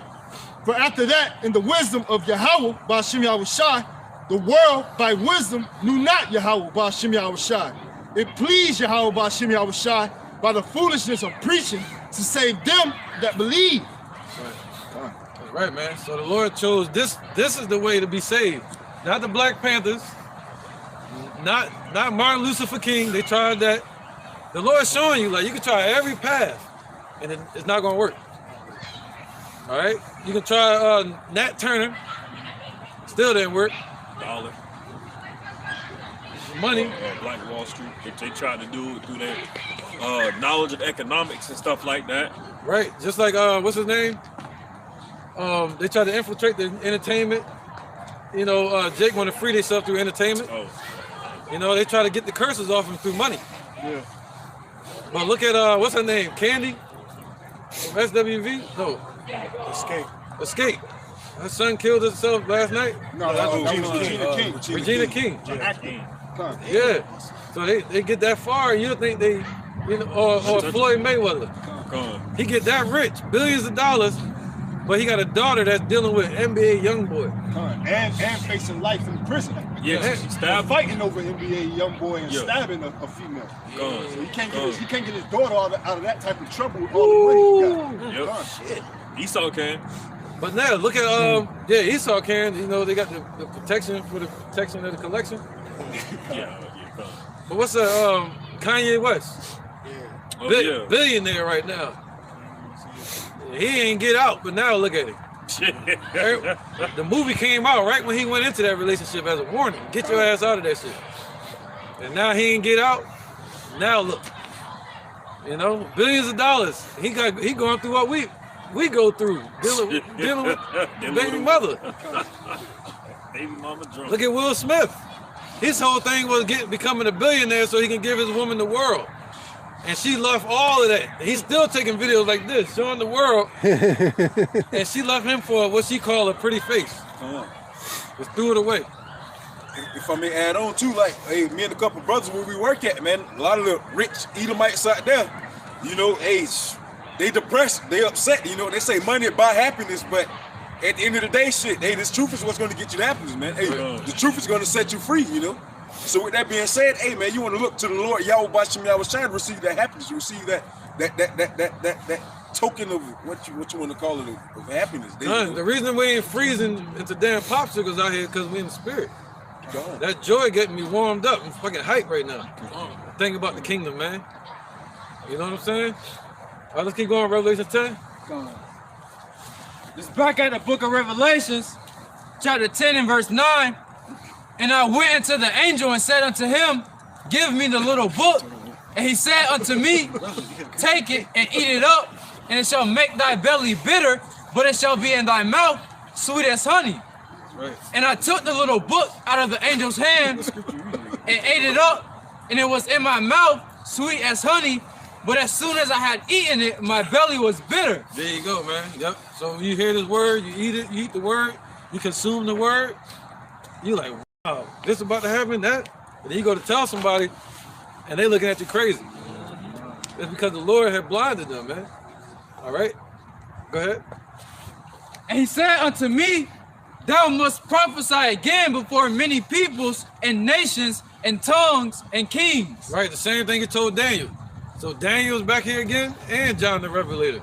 They're back here again, and you think the Lord ain't gonna let them get their reward? Man, yeah, okay. All right? So yeah, man, that's World War I, World War II, and now, I guess next time we'll go into Revelations 11, where it speaks about what? World War II. Let's get Revelation 11 and 11. You know what I mean? Just as a little clip, a little to be continued. This is Revelations 11 and 11. Right. So we went from 1914 to 1918, World War I, World War II, from 1939 all the way to 1945. Go ahead. It's Revelation 11 and 11. And after 3 days and a half, the spirit of life from Yahweh Bashim Yahushua entered into them. Right. So think about that. The Lord's Spirit is entered you. So what did he say he's going to raise up in the last days? He said his Spirit going to raise up a standard against these heathens. So if his Spirit is dwelling in you, what does that mean? You're going to have spiritual power. You're going to be a vessel that the Lord going to use. When all hell break loose and the martial law troops is out here, no food, nowhere to go, and they knocking at your door, and they got that in their hands saying, hey, you got to do it. You got to get, come with us. The Lord said at some point he going to raise up a standard, that he going to raise up that spirit. All right? So if that spirit's in you, you're going to be raised up in that day. Go ahead. Go on. He said he's going to deliver you in 6 troubles. And by the time the 7th trump hits, the missiles and the fire are not going to be able to harm you. It says, and they stood upon their feet, and great fear fell upon them which saw them. Right, man. Because we ain't going to need faith in the kingdom. That's going to be right now. All the faith, the trials of faith that we saw in the scriptures, all the spiritual power experiences that the prophets had, walking on water like Peter, teleporting like Philip, when he was talking to that Ethiopian eunuch. Ethiopian eunuch went under the water, came out, Philip disappeared. Getting bit by a snake and not dying, poison. I don't know about Tazariak, but yeah. The scripture say, who will pity a charmer that's bitten with a damn snake? You see that? Eating food and not dying in famine. So that's the type of power you want. What else can anybody offer? In that day I give you a tank. You can starve in that damn tank. That tank gonna melt. Yeah, that tank gonna melt. You gotta get out the tank eventually to give you this building. Ain't nothing nobody can offer you that'll save you in that time, man, from what the Lord got coming. All right? Go ahead, brother. Verse 12. And they heard a great voice from heaven saying unto them, come up hither. And they ascended up into heaven in a cloud, and their enemies beheld them. There you go. And that cloud is what Esau calls UFOs. All right, unidentified flying objects. We actually can identify them. All right, and this is how they look. The chariots are not. That's right, man. So those are called the clouds of heaven. That's how the Lord's going to show up. All right, that's Independence Day. That's going to be the independence for the elect of Israel. The true Independence Day. Damn Juneteenth. Yeah, damn a Juneteenth, man. All right. So yeah, man. Yep. So the Lord gonna say, come up hither, and the elect are gonna go up into the chariots in the cloud, man. But before that, they're gonna be down here kicking ass, running like Flash, jumping up like Spider-Man on top of damn buildings, walking on water in the midst of a flood, turning rocks into bread. That's the type of stuff the men of the Lord going to do. The scripture say he's going to make a man more precious than fine gold. All right, a gold is a rarity. Something you can't find everywhere. All right, go ahead. Verse 13. It says, in the same hour, verse 13 of Revelation 11. In the same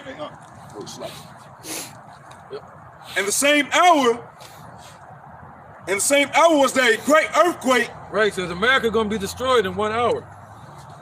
They got built up 500 years by the slavery. It's going to be destroyed in 1 hour. All right? And the 10th part of the city fell. Right, 10th part. America's broken up into 10 FEMA zones. So that means all of America going to fall. All right, go ahead. Quick interjection. Yeah, go ahead, brother. This Revelation chapter 18 and verse 17. For in 1 hour, so great riches has come to naught, and every shipmaster and all the company of ships and sailors, and as many as trade by sea stood afar off, and cried when they saw the smoke of her burning, saying, what city is like unto this great city? Oh, man. What city is like unto America right now on the earth? Nothing. Nothing is like America. Nothing has been like America since the 1920s. All right. What city? What country is like America with all the riches and resources? You know, and the you know, everything that they bring over here: diamonds, gold, jewelry, food. You know, slaves, and all the entertainers. You always see them in the videos, basking in the glory of this place. You know what I'm saying? Make you feel like you're missing out on life. When the Lord has given us life, He said, "I know your works and your poverty, but thou art rich, man." Wisdom is better than any, you know, Precious ruby. Thank you. Precious gem. Yep, or anything that a man could desire. All right, go ahead. Revelation 11 and 13. Yeah. In the same hour was there a great earthquake, and the 10th part of the city fell, and in the earthquake were slain of men 7,000. Right, 7,000 just means an innumerable number. So it's like you ain't gonna be able to count it. But they're gonna be destroyed completely. All right, a complete number of innumerable people that's gonna be destroyed with the missiles. Okay, except for the elect. All right, so He said, "What? I shall not utterly destroy the house of Jacob. 2/3 gonna perish, but the 1/3 gonna be delivered." Go ahead, brother. And the remnant were affrighted. Right, that's the remnant. That's the 1/3. All right, the 144,000 and the 1/3 of the men, women, and children. You want your name to be in that number. You want to be in that number. All right. And the remnant were affrighted and gave glory to Yahweh B'Shem Yahushua, the God of heaven. Right, so it's gonna be some scary stuff, man. When we hear them explosions and see them missiles flying, we're seeing everything else happen. He said, "I'm gonna turn back your captivity before your eyes." And He said, "Only with your eyes shall you see the destruction of the wicked." You talking about front row seats? You know? And also, yeah, that's a true VR. And also, just like not VR, it's gonna be R. It's reality. This is gonna be reality. That's it. The embassy that got hit in Baghdad, last week, man? Hey, you ain't gonna have people out there recording, man. It's gonna be too chaotic out here, man. Shit, hey, you ain't gonna be able to pull out no cell phone. Yeah, go, shit, pull out your heart or something, man. Cause hey, you ain't gonna want to see what's going on, man. All right. Right, man. Bunch of people running around farting like baby ducklings, right? Feeling them for fear. Yeah, that too. They're gonna be scared as hell. That's right, man. There's gonna be a lot of gray hairs in that day. You see what happened when this lockdown happened? All the gray hairs started coming out. You see nothing but on social media. P. Diddy, Kevin Hart, all they see was this gray. Like, damn, now they stressed. You can't go on tour. You got Lauryn Hill and the Fugees canceling all the tours because they can't now. Soldier Slim crying. Yeah, Soldier Slim. And do concerts in their house and shit. Huh? Yeah, do concerts in their house and shit. Yeah, in their house. Start doing versus battles. Right, man. They can't. All right. Let's finish this up. That's right, man, because we showed World War I, World War II, now the Third War. Just briefly. Verse 14 of Revelation 11. The second woe is past, and behold, the third woe cometh quickly. There you go, man. All right. So he said the earth, it was an earthquake, meaning the earth gonna shake to and fro. That's how ICBM missiles, man, they're gonna shake the earth. All right, and the bow of steel shall strike them through. You know, and that's just it, man. All right, so the second woe is past. Once the missiles hit, the third woe is coming quickly, and that type of war is going to be fought with what? Burning and fuel of fire. So it ain't going to take 4 years like in World War II. I mean World War I. You know, it ain't going to take them few years like World War II. World War III is going to be done in a couple hours. 1 day, missiles. So it got to be a proxy build-up until that climax. Right? You're going to have proxy wars. You're going to have Russia. They're going to be wars and rumors of wars. See that? So the wars are going to happen around the world, but the climax, when they hit this place, it's a wrap. All right, so with that, man, we're gonna end it and probably close up shop real quick. I really want to keep going, man. Hey, can I add on to that? Come on, brother. Because even Anybody got precept? Russia being the bear, meaning enough. Yeah. All right, because the brothers mentioned on how Russia advanced their technology, but they also got ancient technology from the Cold War. That's right. They were seen flying a ancient jet off the coast of California that could be flown if there was an EMP. All right, so they can operate without this modern technology, and they can still operate war. Yep. Hey, You did some research on that too, right? just like the brother was saying, man. Hey, that technology is prone to EMPs, man. They got their old equipment washing up on shore, and they bringing it back to life, far as revamping it, modernizing it. They never got rid of their old equipment. They still got tube-based tanks and tube-based aircraft that works off sonar. So if an EMP were hit, Russia could still go to war. And then you got America over here that's still using floppy disks with their military, man. Sloppy disc, aka sloppy disc. You're looking sloppy. U.S. is looking very sloppy, man. U.S. stands for you sloppy. Go ahead, brother. This is Joshua chapter 2, verse 10. It says, for we have heard how the Lord dried up the water of the Red Sea for you when you came out of Egypt, and what you did unto the 2 kings of the Amorites that were on the other side of Jordan, Sihon and Og, whom ye utterly destroyed. And as soon as we had heard these things, our hearts did melt, neither did there remain any more courage in any man because of you. For Yahweh, your power, he is power in heaven above and in earth beneath. So, bringing that out to say that once these things come to pass, all the courage and all the might and the pride of these people is going to fail. All right, because they understood the power of Yahweh Shah. They understood the power of this reality, and that was for our people. And if I may add on, scripture say that confidence shall be rooted out of our tabernacle, man. Predominantly starting with Esau, then you got the 2/3 of our people as well that's falling up under the vibrations of Esau, man. Right. So guess what, man? That confidence is going to be taken out, man. Scripture say ye of your father the devil, starting with Esau dealing with Cain, man, but also 2/3 of our people falling after the God of this world, man. So you feel like, this shit is going to continue on forever, so you're going about the ways of Esau, shit, you're going to be slapped with reality, man. Right. Scripture say, the eyes that saw them shall see them no more. You're gonna be looking all over the earth for an Edomite. You ain't gonna be able to find one. The Moabite, so-called Chinese, they gonna be like, oh yeah, we saw how America was destroyed, and we saw how the chariots lifted your people up. Yeah, we know that you guys, y'all are the gods of the earth. Wisdom of Solomon chapter 5. Yep. Right, man. Precept? What was it? Yeah, one more. This is Zephaniah chapter 1, verse 14. The great day of the Lord Yahweh, Ba'ashem Yahweh Shai, is near. That's right. It is near and hasted greatly. Even the voice of the day of the Lord Yahweh, the mighty man shall cry there bitterly. Verse 15.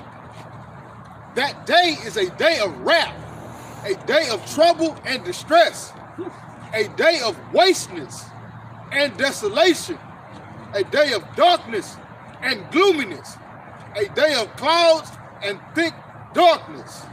So the day of the Lord is near, and that day is the day of judgment and destruction. Right. It's going to be nothing but bloodshed, and those who live in transgression of our people, according to Yahweh Shah, they're going to cry in that day. They're going to mourn in that day. And the Lord is going to leave them here to be melted, quite literally. Right. So the Lord created the wasters, which are those missiles, and we're going to understand, Esau going to understand what wasteness is. All right, you got nuclear waste. Go figure. Ain't that something? So yeah, man, World War I, World War II, World War III was basically a snare that was set for these heathens, man, for the Lord's judgment day. All right, for them to advance from a simplified form of a sword, the gun, going to always to flying in planes, terrorizing people, tanks, and ultimately the missiles. All right, which is going to lead to their own demise, man, and ultimately the salvation of Israel. You know what I mean? So yeah, man, we're going to end it there, and hopefully we'll edify. So we're going to say Kal, Halayim, La, Yahweh, Ba'ashem, Yahushai, Ba'ashem, Ha, Rakah, Kodash, Mama. All right, double honor to the elder apostles of JMS, and shalom to you, Akim, and Nagwatim, and children that believe in sincerity and truth around the four corners of the earth, you know? So this is what we come out here for, man, for brothers like this, you know? So with that, we're going to say shalom. Shalom. Keep pushing. DTA.